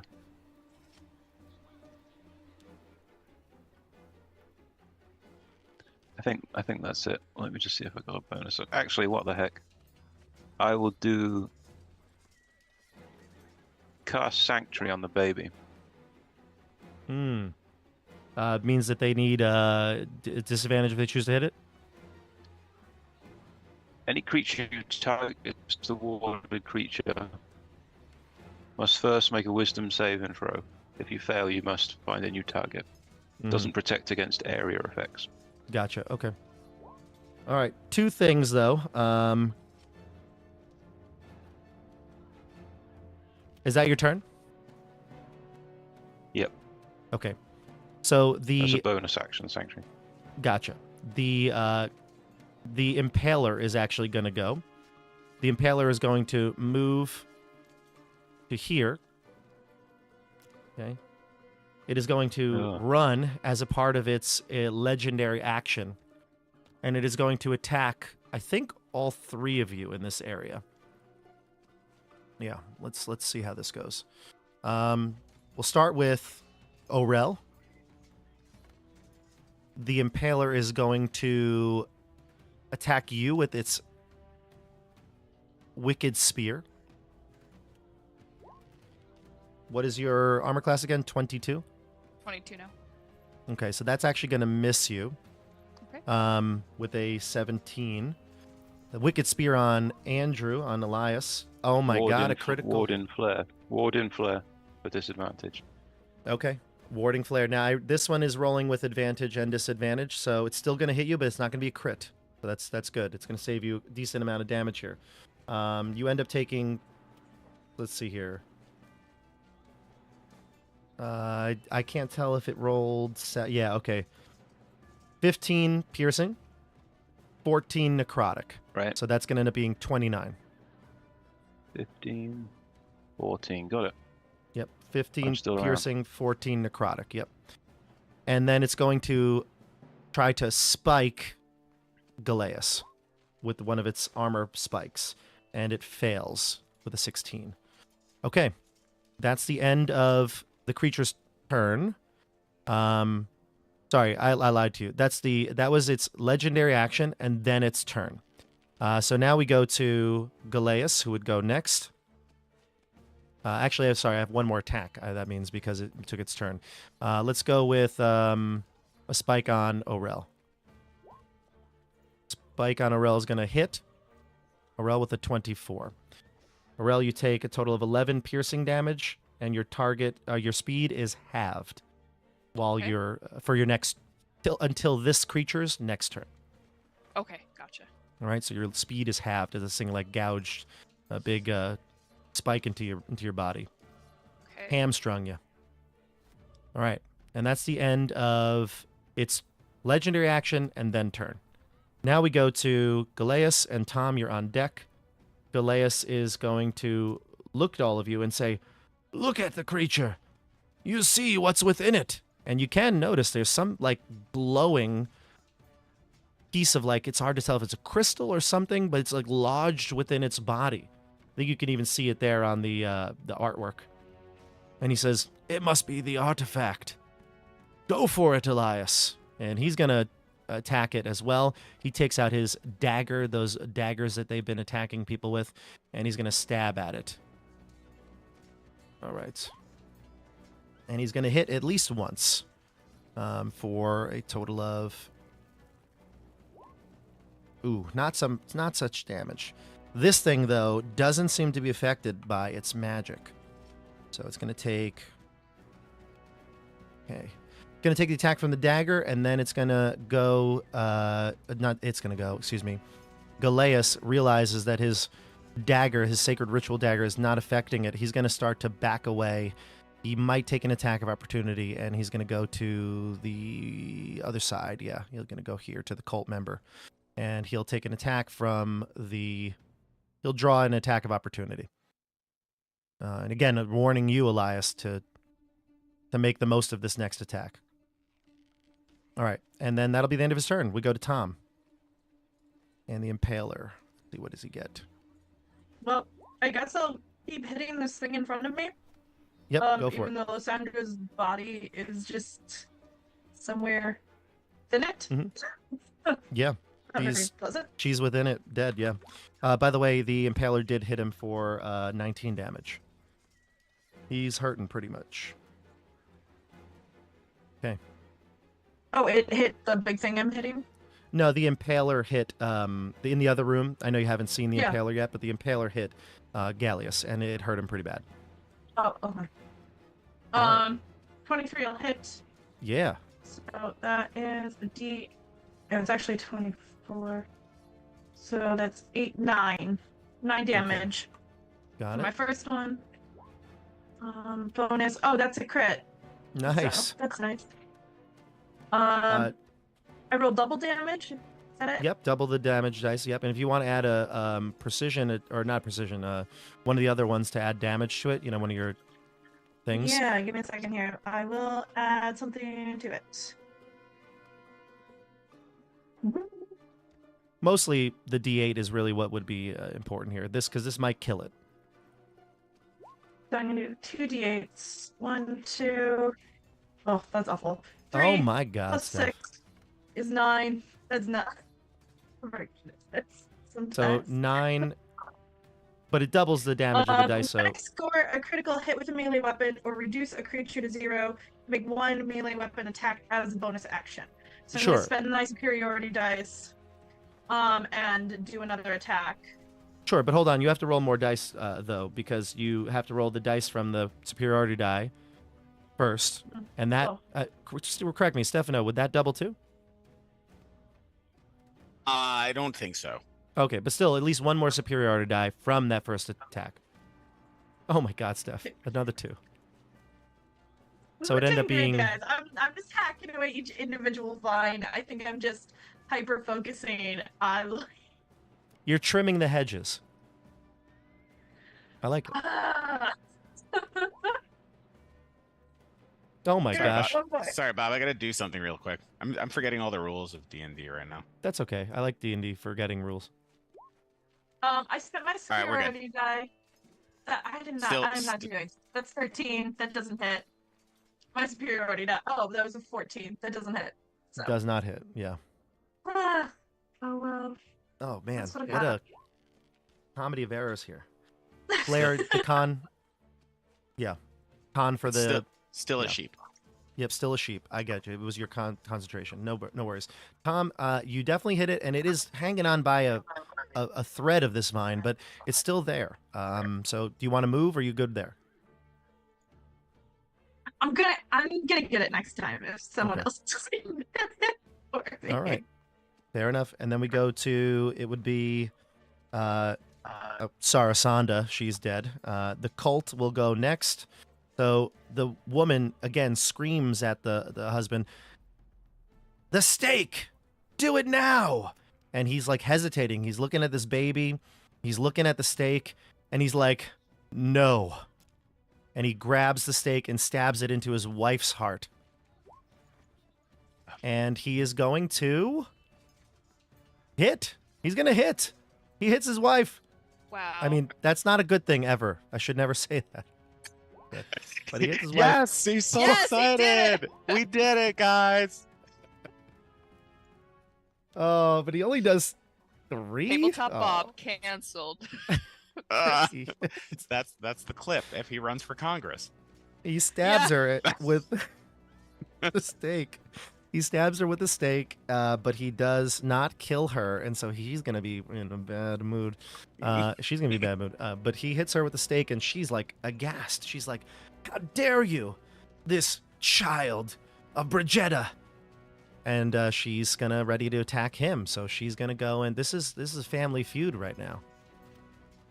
She jumps in, and she's gonna use inflict wounds on this guy. It's like Mari, Yeah. Jerry. What was It the really child's is. name? I haven't even gotten to the stage yet. It really is. Walter, I believe. Oh, that's right. I think it's Walter. She's gonna cast inflict wounds. So let's see how this goes. I rolled the wrong dice, but it's still, even with that wrong check, it's gonna be far too low to hit. It should have been this dice, but I'm not gonna roll it again. So yeah, she attempts to grab him, but maybe the stake that's now stuck inside her shoulder, has caused her to be distracted, and she reaches for him, but she misses with the dagger. So right now there's family feud going on, and the baby's dangling, laughing, enjoying this whole thing. Flair, you're up, and then it would be Aurel on deck.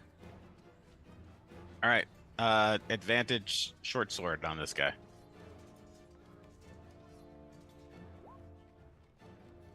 $24 to hit for 9 magical piercing damage. That'll hit. Will it kill it? It will not, but it maybe a second attack will. Okay. Second attack. 18 for 10. And that'll do it. Nice job. You slash the mound into pieces. Sarasanda's body just falls limp to the floor. I hold the sword up in the air and I say, "Ha ha! Solar flare! Solar flare! Everybody, solar flare!" So, is anyone chanting? I'm You know, vibing. I'm just gonna say that if you gave me advantage, I would have killed it. So That's true. No. How could I give you advantage? I don't know what you're talking about. It was my kill. Fine. Still only counts as 1. Oh, All right. my new rapier is the strongest weapon in the world. Elias, I'm coming for you. And you go that way. Yep. Okay. 1, 2, 3, 4, 5, 6, 7. Wait, I can only go 6 spaces. 6 spaces. Where is he? He's lost. He's lost, but you can sense the sounds coming from down the hallway right here. So you're not far. All right, we go to I'm so safe right now. Aurel. Yeah, you are safe. Aurel. All right, I'm gonna try to attack this thing that has attacked me and slowed me down. Seems like the baby is safe for now. The dad's not gonna attack it, so let's try this. That's a 9 plus 2, 11, but it's a nat 1. It's a nat 1. Yeah, it's not going I to hit. assume that's a no. Yeah. It's a One no. more time. It's a That no is from me, dog. 22. 22 will hit. Yeah, that'll hit. 10 slashing, and I'm gonna do what level? Let's do a smite at 2nd level. Okay, go for it. And is this thing undead or a fiend? It is.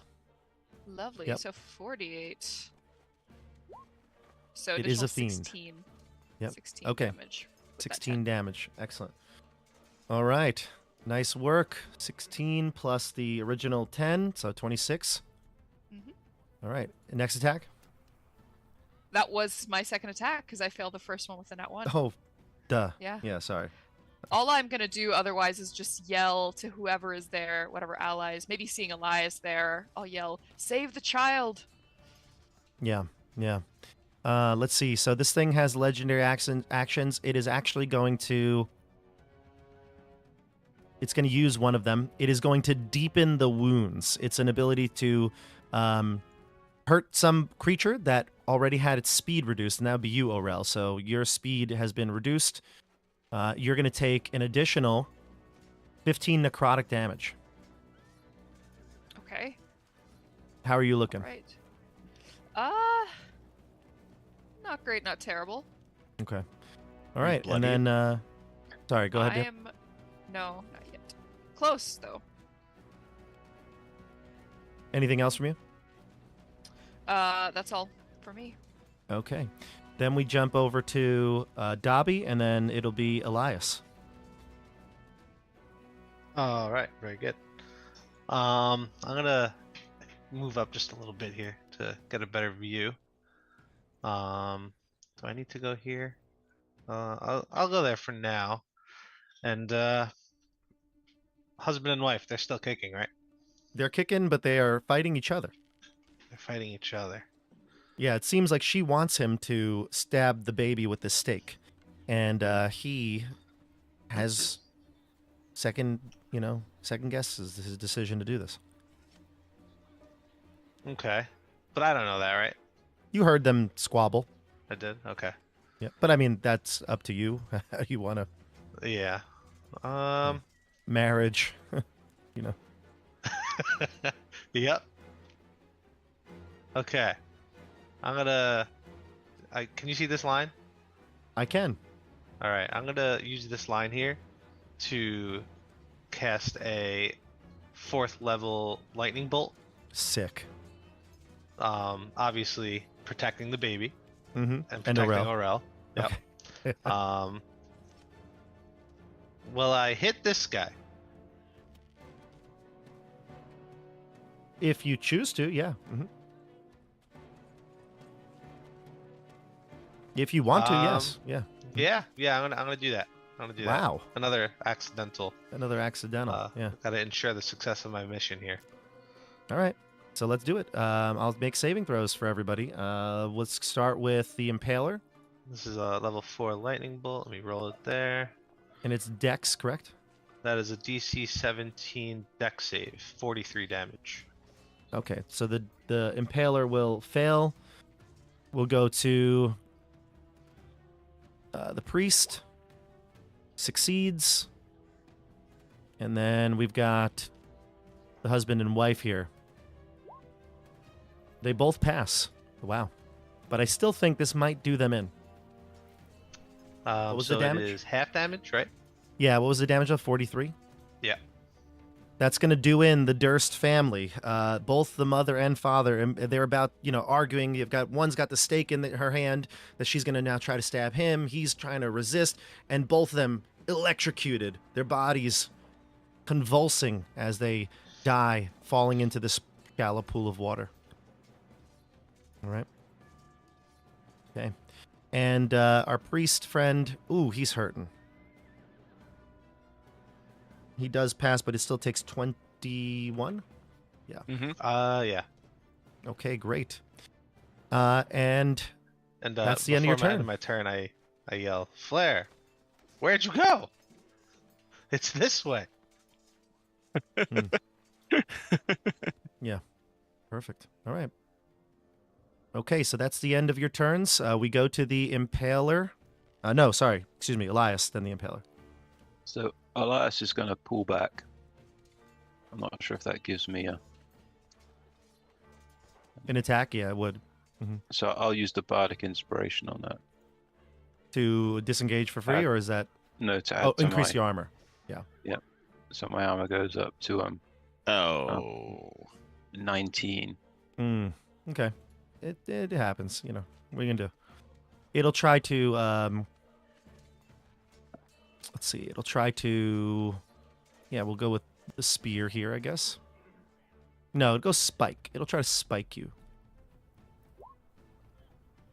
It's gonna hit for a total of 19 piercing, and your speed is halved. Ooh. So How you long were is it able to halved go you were right here or here, Elias? Oh, right, yeah. So you were here or here? Here? I think so, yeah. I think so. Yeah. Diagonally Yeah. of it, yeah. So then 5, you can 10, move 15. 5 would be fine, but then after that it would be 10 for each one. Oh. So I can go to here, right? Yeah, definitely. And I'm going to cast a level 6 Scorching Ray at him. Okay.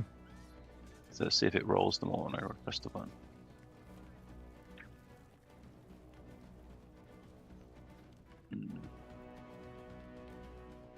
I just rolled 1. A 28 to hit. 28 to hit, yeah, works. Remind me though, So I Scorching get Ray is 7. I'm going to get Scorching 7 Ray of is- these. Yeah, it's a bunch of them, right? Yeah. Yeah. So let me do 1, 2. Oh, hang on. Okay, 2, 3, 4, 5, 6. Oh man, this is crazy. 7. All right, I'm looking at it. I got the crit obviously hits, the 22 hits, and the 27 hits, 28 hits. So it looks like you got 1, 2, 3, 4. One of them is a crit. Wow, the 17 doesn't hit. No, Just 4. So that's Oh, 8d6. but one's a crit. But one's a crit. Also 8, 9, 10d6. 10d6. Okay. Oh God, that was the worst roll. That was the opposite of Dobby's fireball. The 4d6 was better than the 66. Yeah. 1, 2, 1, 3, 3, 3. And then the 46 extra, 4, 5, 1, 6. Jeez. Andrew, what's the total here? 29? Yeah. Oh, Lathander's light is fading. A lightning Okay. bolt had a lot of 6s too. Kind of crazy. Yeah, you've been on fire. All right. Elias, is that it for you? Or on lightning. On lightning. I think Elias is frozen. Uh-oh. Lathander really is abandoning him. He's completely abandoned him. I also just realized my name and Andrew's name are switched. Mine Oh, says really? Elias, his says Aurel. It just happened, I think. Yeah. Okay. All right, there we go. Okay, Andrew, you that's good? my turn. Yeah, that's my Okay. turn. All right, let's Professional jump in streamer. top This of is- the order here. The Impaler. The Impaler goes. It looks like it is. I'm going to attack Aurel with the spike again. What's your armor class again? 22? 22. All right, it's going to miss you. Mhm. It's going to step here, and you can take an attack of opportunity if you'd like. I will.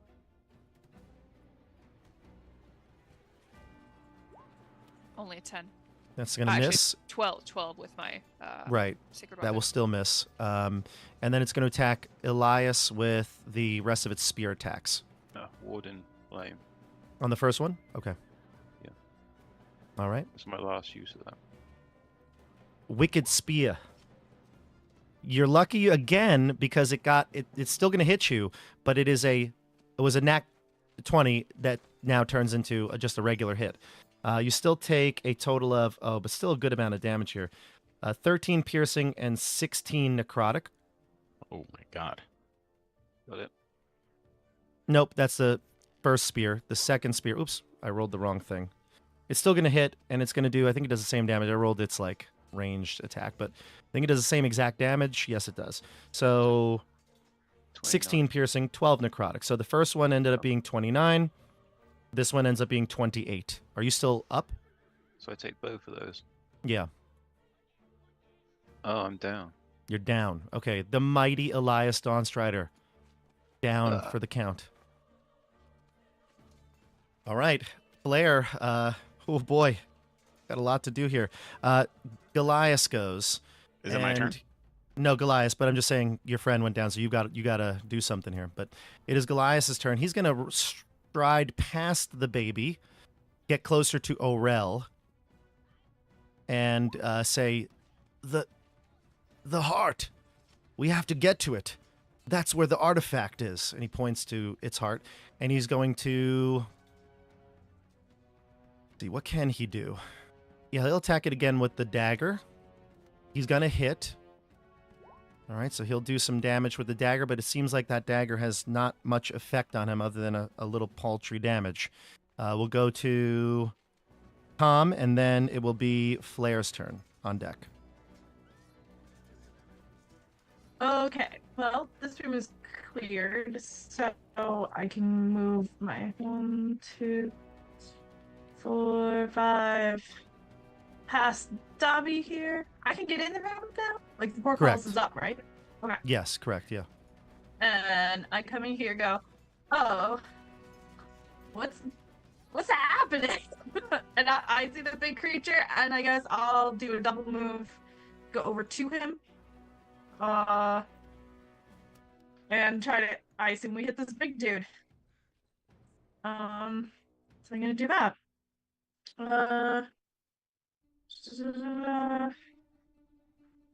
Yeah. You can actually, yeah, you can reach it on one turn. 1, 2, 3, 4, 5, 6. Yeah, you can reach it. Oh, okay, cool, perfect. So I will do that. That's actually a 14. That probably doesn't hit though. No, it does not hit. Okay, so I'm going to do it again for my second attack. So 16. Oh no, it's 16. a 15. I'm sorry, I lied. Nope.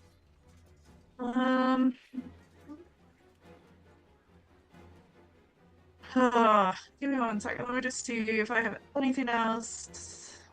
I don't think I do. If I miss, I don't have much. You could precision attack it if you want. Where is... Oh, okay. No, precision attack is only if I... where did it go? Sorry, hold on. It's just an extra D8. It would add it to the attack roll. Okay. So if you rolled a 16, you Oh, would I'm add sorry. that. I have 4 down below. Yeah, okay. So I can expand to add it to the roll. Yeah, you can do it. Okay. Roll your D10.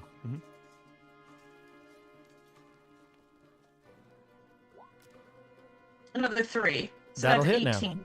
Yep, that'll hit. And then that is 3 plus a D8 plus 5. So 3 plus 5 is 11 damage on that. Okay, great. This thing is now bloodied. All right. Now we go to... It'd be Elias. No, sorry, Elias. Flair, and then Orel on deck. So you said I heard the noise coming from the south? Yeah. All right. Don't worry, I'm coming. Oh my god. Oh, this is the room that I saw. Is that the gigantic, disgusting thing? The Impaler? Yeah. Wow. I can't see any of my friends from this location. Well, I don't want to do that. Well, I still think it's more of a product of the lighting system rather than what you can actually see. So I'm just going to move you here so you could see. Okay. And you can be in this spot. So I see my downed friend. Yeah, and like for example, like right from here, there's no way you can't not see Elias. He's By clearly peeking my visible. head around. Yeah. Okay. Yeah. All right. So cool. So who is that? Is that Gallius? Gallius. Or Okay. as Elias says, Galeus. So I see Elias down. Elias. Well, I see Elias and I see Galeus. Elias. And I see this disgusting thing. You see Elias and Galeus. And I'm just like, oh no. Elias. If you're not up to protect me, how am I going to survive? And then I cast Mass Cure Wounds. How many hit points? 6 creatures. So I will cast it on myself. I will cast it on Tom. I will cast it on Orel. And I will cast it on Elias. Okay, excellent. Roll the dice. Oh, no. Hold on. I did not Looks mean good. to cast it at 6th level.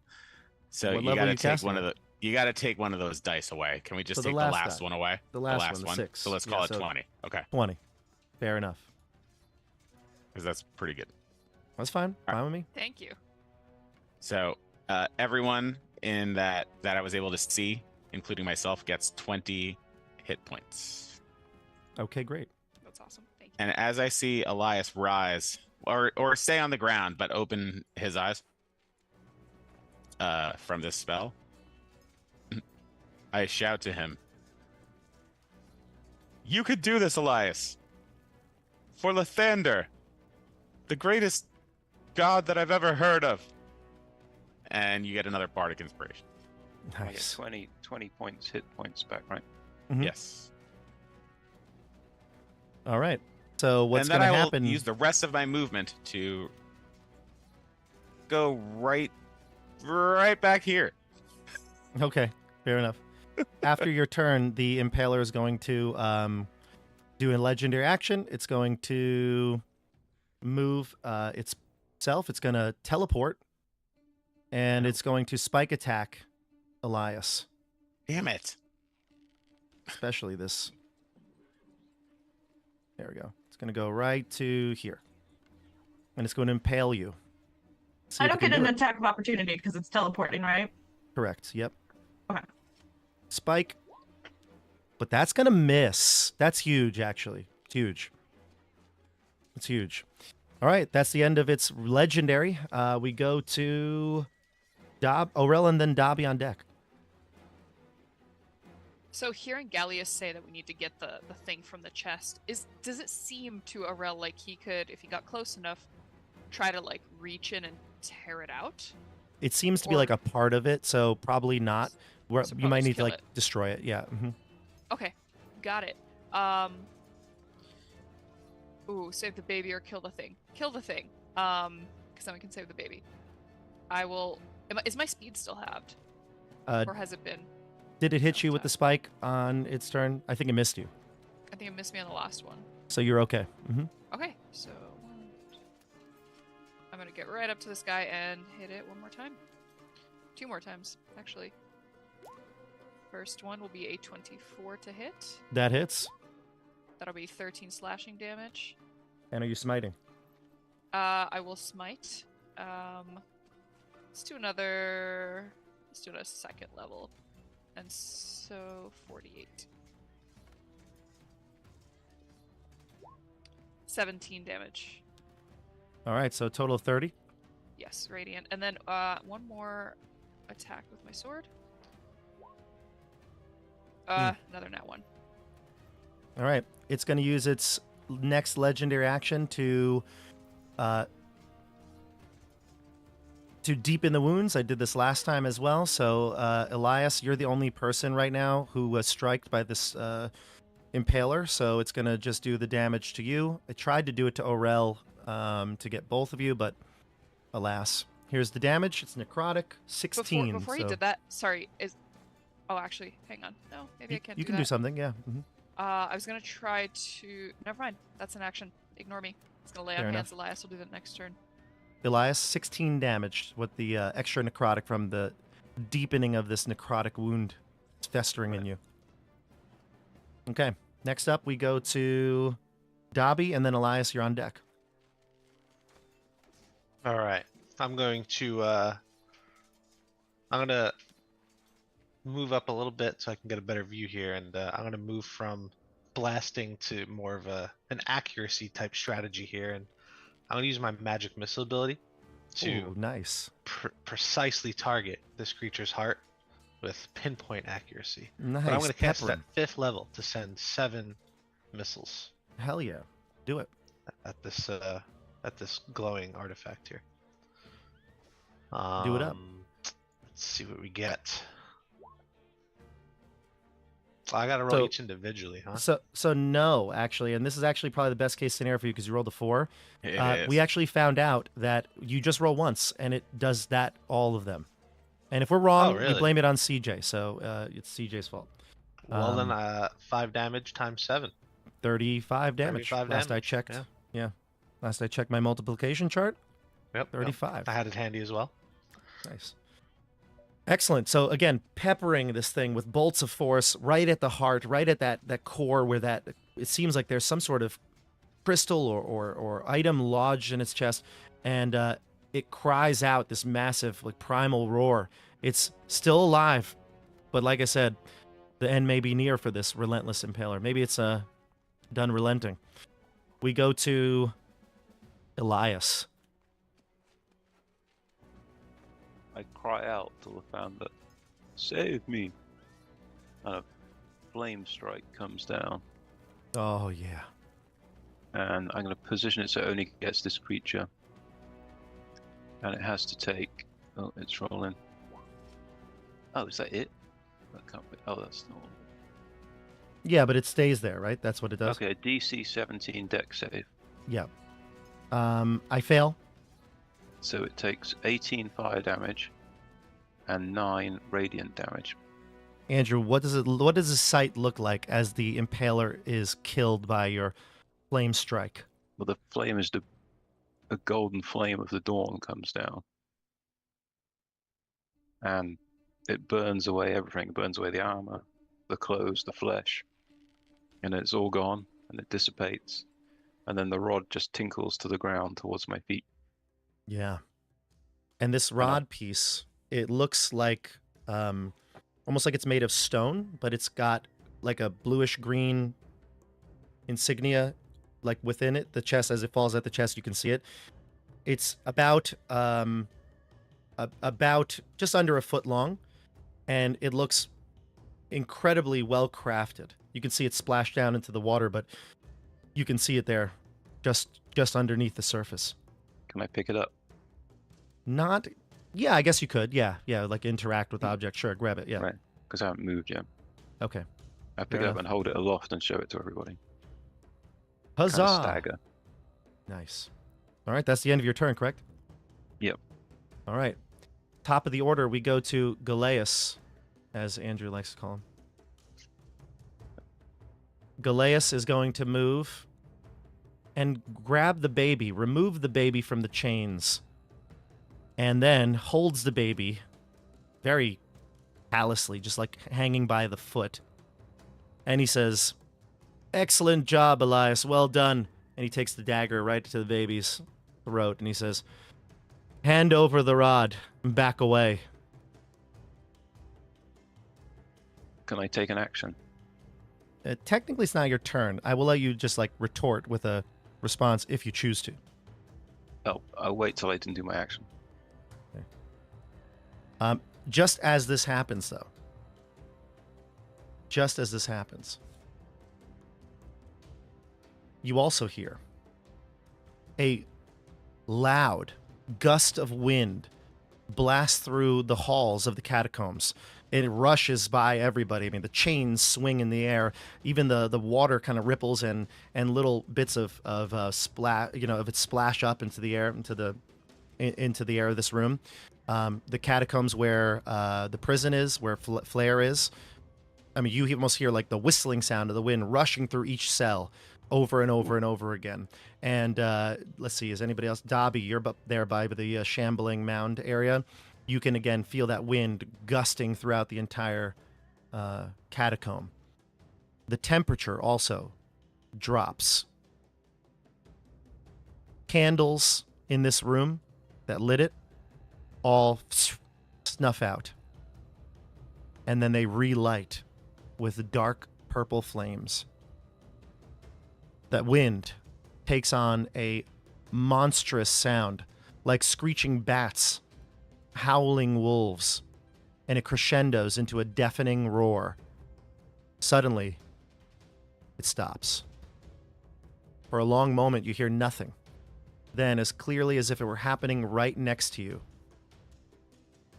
you can hear a door above you open. It's like a slow creaking door. And then it closes shut with a crisp click. Continue. We go to Tom. Okay. So the whole goal is, I guess, to save this baby. So I'm going to use my last new. I guess I'm gonna try to hit. I'm gonna use pushing attack to see if I can hit Gallius and push him away while grabbing the baby. So just letting you know, you got the sense that this guy has the knife to the baby, and he is ready to make it's a ready to action. So if you were to do anything hostile, move towards him, something like that, he would certainly use the knife on the baby. So this may not be the if you were like, I got to get the baby, save the baby, your character would know that. He warned everybody. He said basically, hand it over and the baby is not going to be hurt.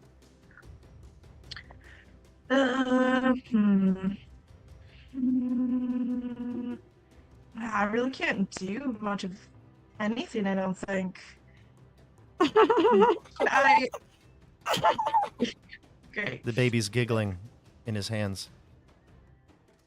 Can I just ready an attack for the next? I'm just stunned. You absolutely can. Yeah, you absolutely can. Mm-hmm. Okay. So if he does anything aggressive, you can attack.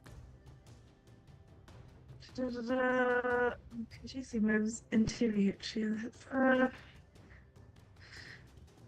Yeah, sorry. I'm totally chickening out here. That's okay. We wait. Does everybody want to stay in initiative? Do we want to have this more of a conversation? I do want to do an action when I get a minute. Okay, so then we'll stay in right now. Flair, be you, then Orel, Dobby, Elias. All right, I'm gonna circle in for a second. I see all this stuff going on. Mm-hmm. You've heard the whole conversation too. Yes. I would like to know if there's a way that I could cast a spell before this guy cuts the baby's throat. Dispel magic? No. I want to know if there's a way I could cast a spell before he cuts the throat. A spell. Mechanically, if his ready to action is to do that, as soon as you cast a spell, he would do it. But what if the spell works? I see what you mean, to like incapacitate him or something? Yeah. Let's see.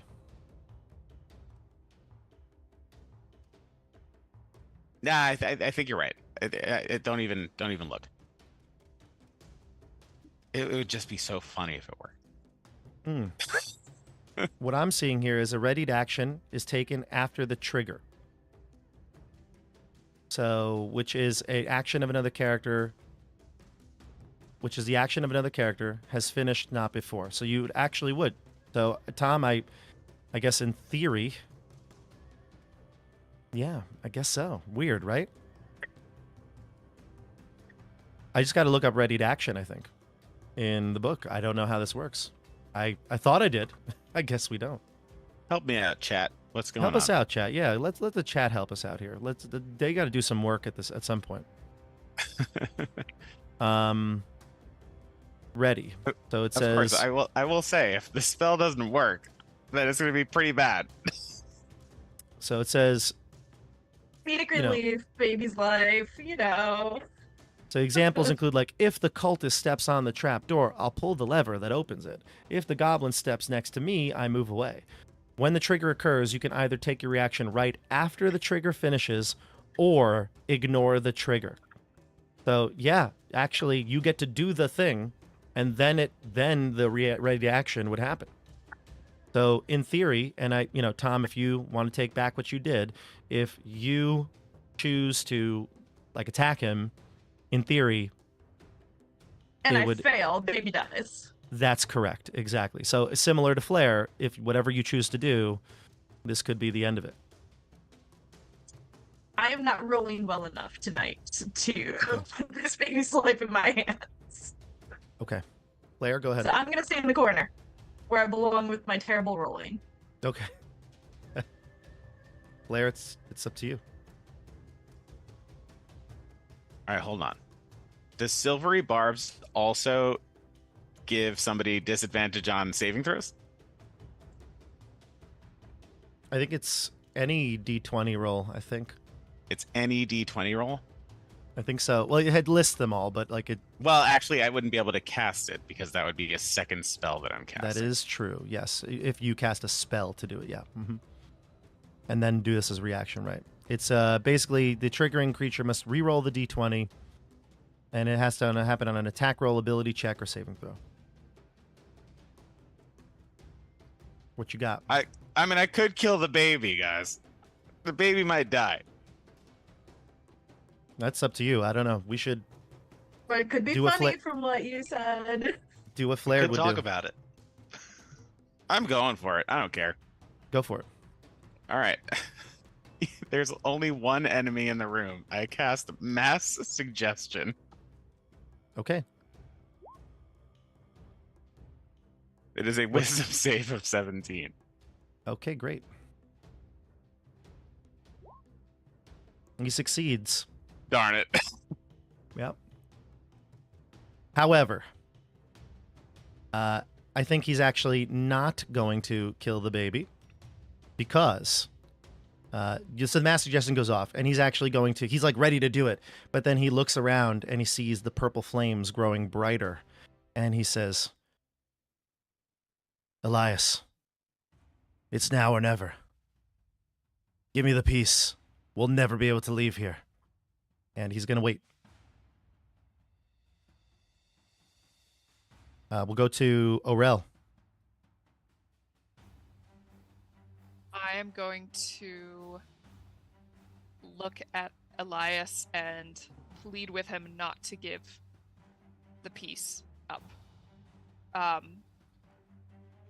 Elias, do not give in to these demands. This man would hurt an innocent child. You cannot let your light go into this darkness. I'm also going to try to protect the baby. I don't know if this will work, but I'm going to cast Sanctuary on it. I think actually Elias did already. Oh, did it? Well, Okay. No, it went down when I. Oh, Was right. incapacitated. Yeah. So yeah, go for it. Do it. Yeah. Mhm. So I'm going to cast Sanctuary, and so basically if he tries to attack the baby, he has to make a Wisdom save of 14. Okay. Great. That's good. All right. Anything else from URL? I've got my weapon drawn, but I'm not going to try to approach him for fear that he will harm the baby, and I'll just hope Elias listens to me for now. Dobby? I would like to kind of plead with him, tell him we're not giving him the rod, but if he wants to make it out of here, he needs to tell us what's going on with these purple flames and how do we escape this place?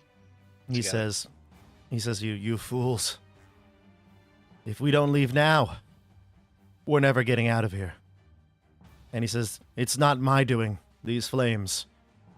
It's his. So I basically want Elias. to tell him to lead the way. Oh, okay. Lead the way, you say? Okay. Elias, it's your turn. I'll let you have your chance here. Oh, I call upon Lathander. Lathander, turn his heart towards you, away from this evilness. Help us, Lathander. We beseech you. And I fail because I'm trying to do divine inspiration, but I get too high on my roll. You try to contact Lathander. Yeah. Oh, that's awesome. Okay. But his heart is hard. It's only And- it's only a 13% chance. Yeah, I know it's Yeah. rare, but you also hear a voice though when you call out to Lathander.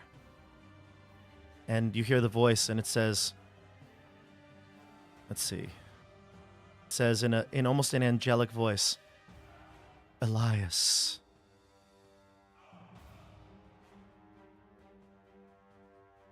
Do you reply? Yes. I say yes. It is I, Lathander. I speak to you, my son. What should I do? You must save the child. Give up this piece, this weapon of war. It will not serve you. This doesn't sound like Lathander. I'm going to move.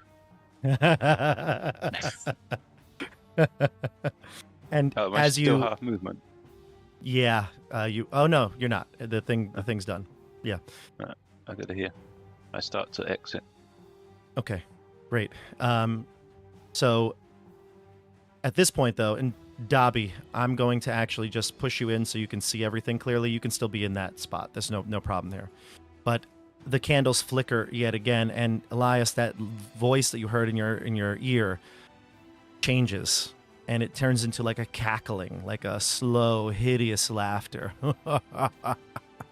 And then, before your eyes, as you're trying to leave here, appearing in the room as a swarm of bats that coalesces into a humanoid form, is Strahd von Zarevich.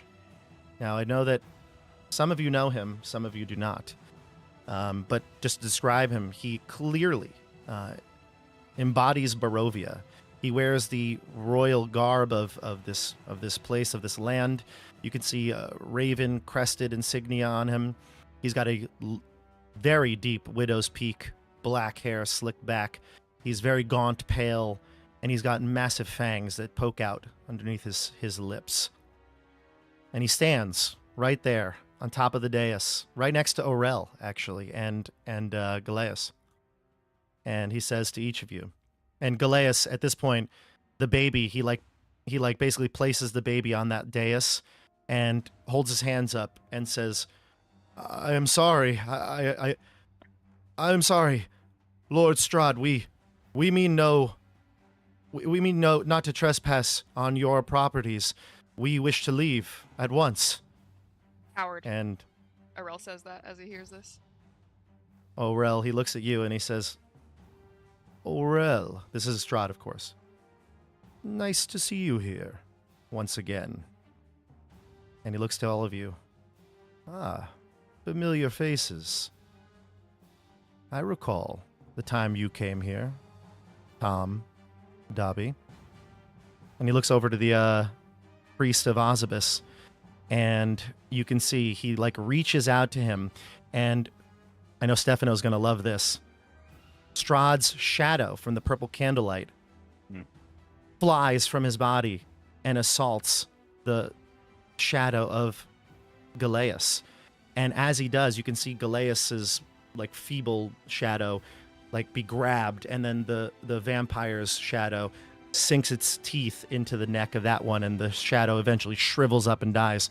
However, you can see Galeas change visibly.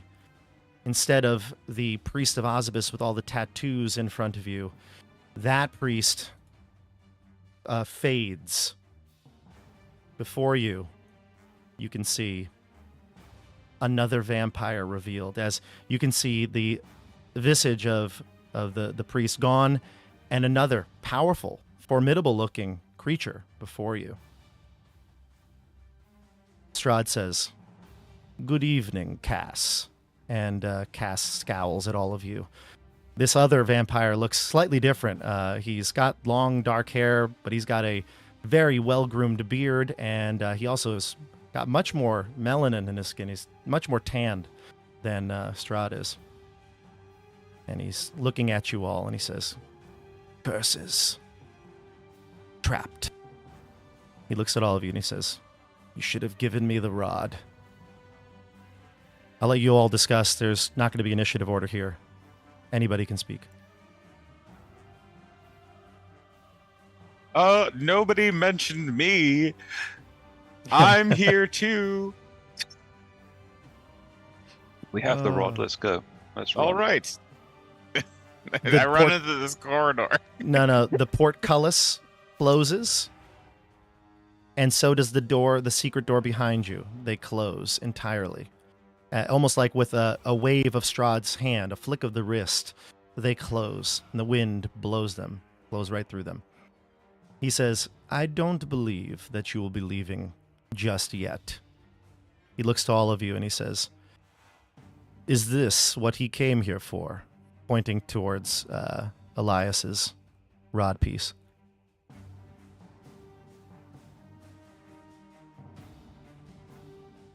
Pretty sure, right, Dobby? I look at Elias and I'm like, Yeah.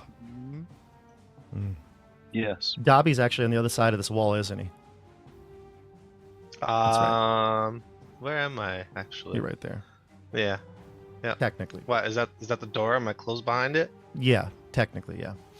Oh no! I want to But see what's going on. you can see. You can still see. I'll move you in the room, but you're technically there. So it's a portcullis, you could see through it. So Strahd says to all of you, he says, what is what is this ruse for, Cass? And Cass looks at him, kind of curls his lips, smiles, and he says, I need it to destroy Vecna. And Strahd smiles back at him, and he's like, tilts his head, kind of fascinated by this whole thing. And he says, Vecna. He's reckless, that Vecna. Unlike me. He steps closer towards Elias, and he says, may I see this rod? Don't give it to him, Elias. You cannot trust him. Silence. So he can see it, but not give it to him. See with your eyes, not with your hands. Yeah, right. Yes. He says, silence, Orel. You cannot silence me. No, I will. But I like to play with my food. And he looks over to Elias. He sees the rod and he inspects it. Fascinating. Interesting. Why do you need it? My my order have tasked me to bring it back. Yes, but what is its purpose?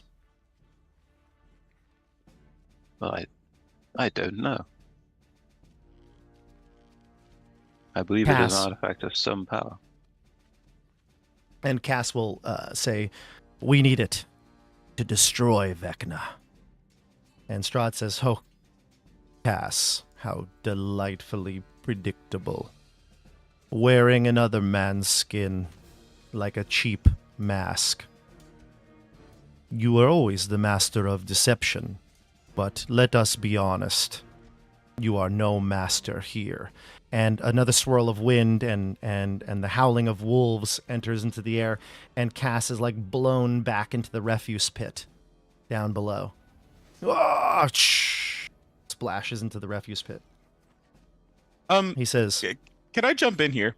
Yeah, go ahead. I'm gonna walk over to him. Hello, Strahd. My name is Flair. I point to Cass and I say, you don't seem to like that guy very much, do you? He chuckles to himself.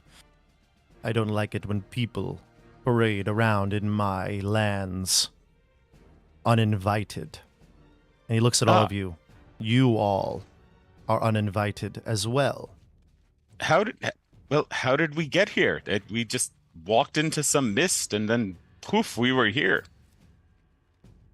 He says to you, I need not to explain the way that my realm works. No, nor does a man explain how the world works to an ant. Yes, well, we would... I don't need any explanation for anything. I don't even know how I got here. We would love nothing more than to leave your domain all to yourself. You can have Cass or whatever, Galeus. I don't know what his name is. You can have him, and we will just leave. I apologize. We were uninvited. We would like to go. He looks to Orel, ignoring this whole conversation with Flair, and he says, what would happen if Vecna achieved this rod? He was able to procure it.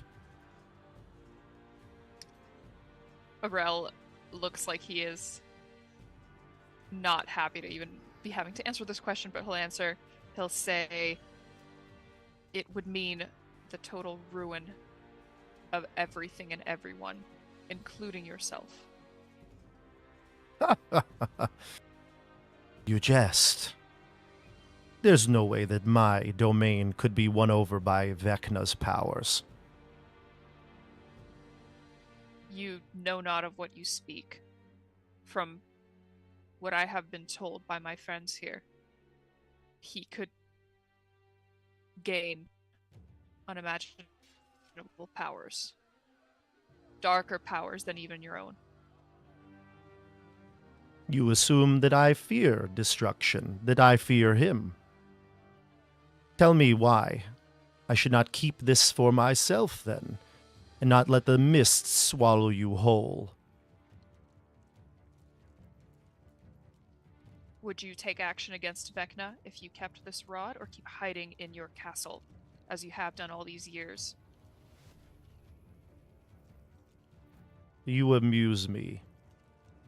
Perhaps it would be interesting, and he walks over to Aurel, to see I'll take the a step struggle. back. I'll like flinch away from him. Yeah. Interesting to see the struggle.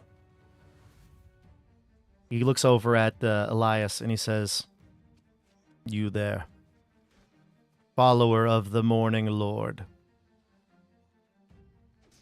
Will you be fighting against Vecna?" If the need is great, I will be there. I will stay with my friends.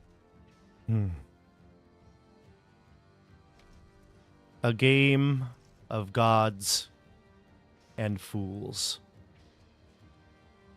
At least it will be interesting to watch the destruction of your realms. I will let you all leave here with this prize, but Aurel stays with me. Fine with me. Perfect. A deal then. Why a row? There's something about Aurel. Something I'd like to unravel a bit more. And he smiles. You can see his fangs protruding out. Go before I change my mind, and I will deal with this one. And he looks over, and Cass is actually gone. He's disappeared. The refuse pile is empty. Go now. And that echoes like much louder than a thaumaturgy spell throughout the entire manor. Thank you. So, goodbye. I'd start going through. And Oh, and by the way, this sheep in here, it needs shearing.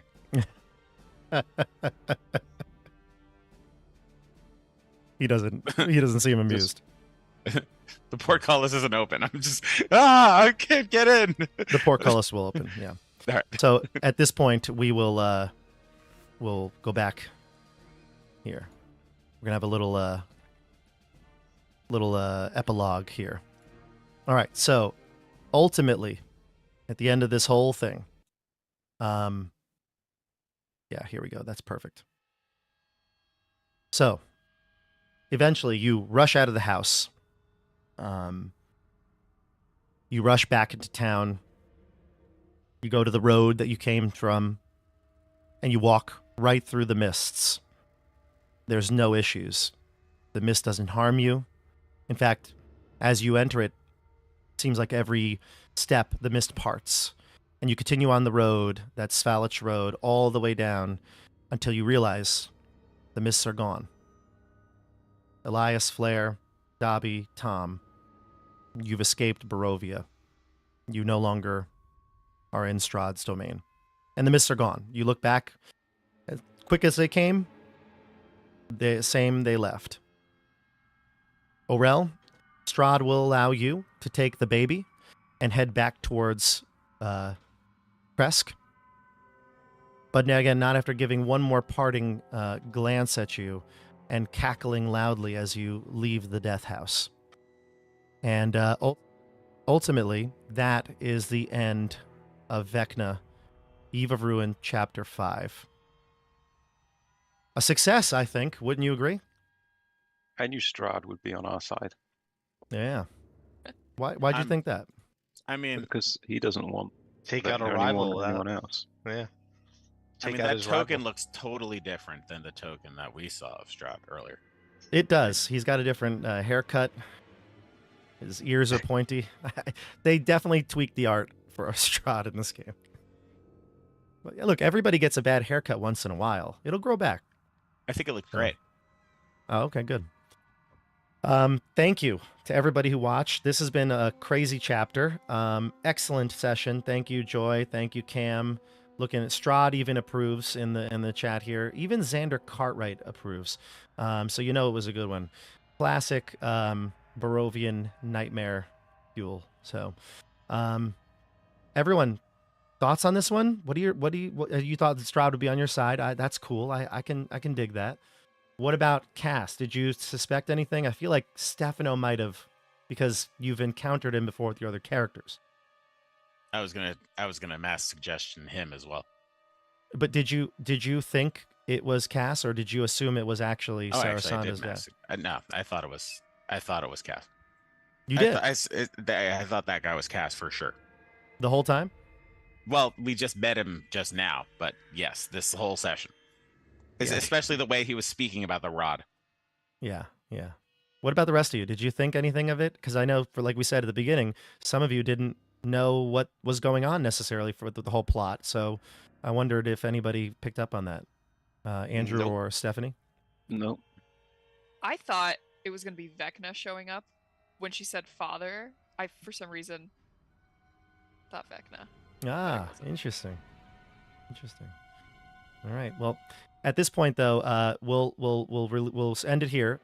Right now, Dobby, you have to take that rod back, and so does Andrew. So we might have to have a little dialogue here at some point, but we'll pick that up in another chapter. So more to come. Thank you for everybody for watching. Thank you for being with us on this crazy journey. Like I said, next week, Thursday, for Vecna Eve of Ruin. I cannot wait for Chapter 6. It's going to be just as wild as this one was. We'll see you all on the tabletop. Have a good night, everybody. Good night. All right. Bye.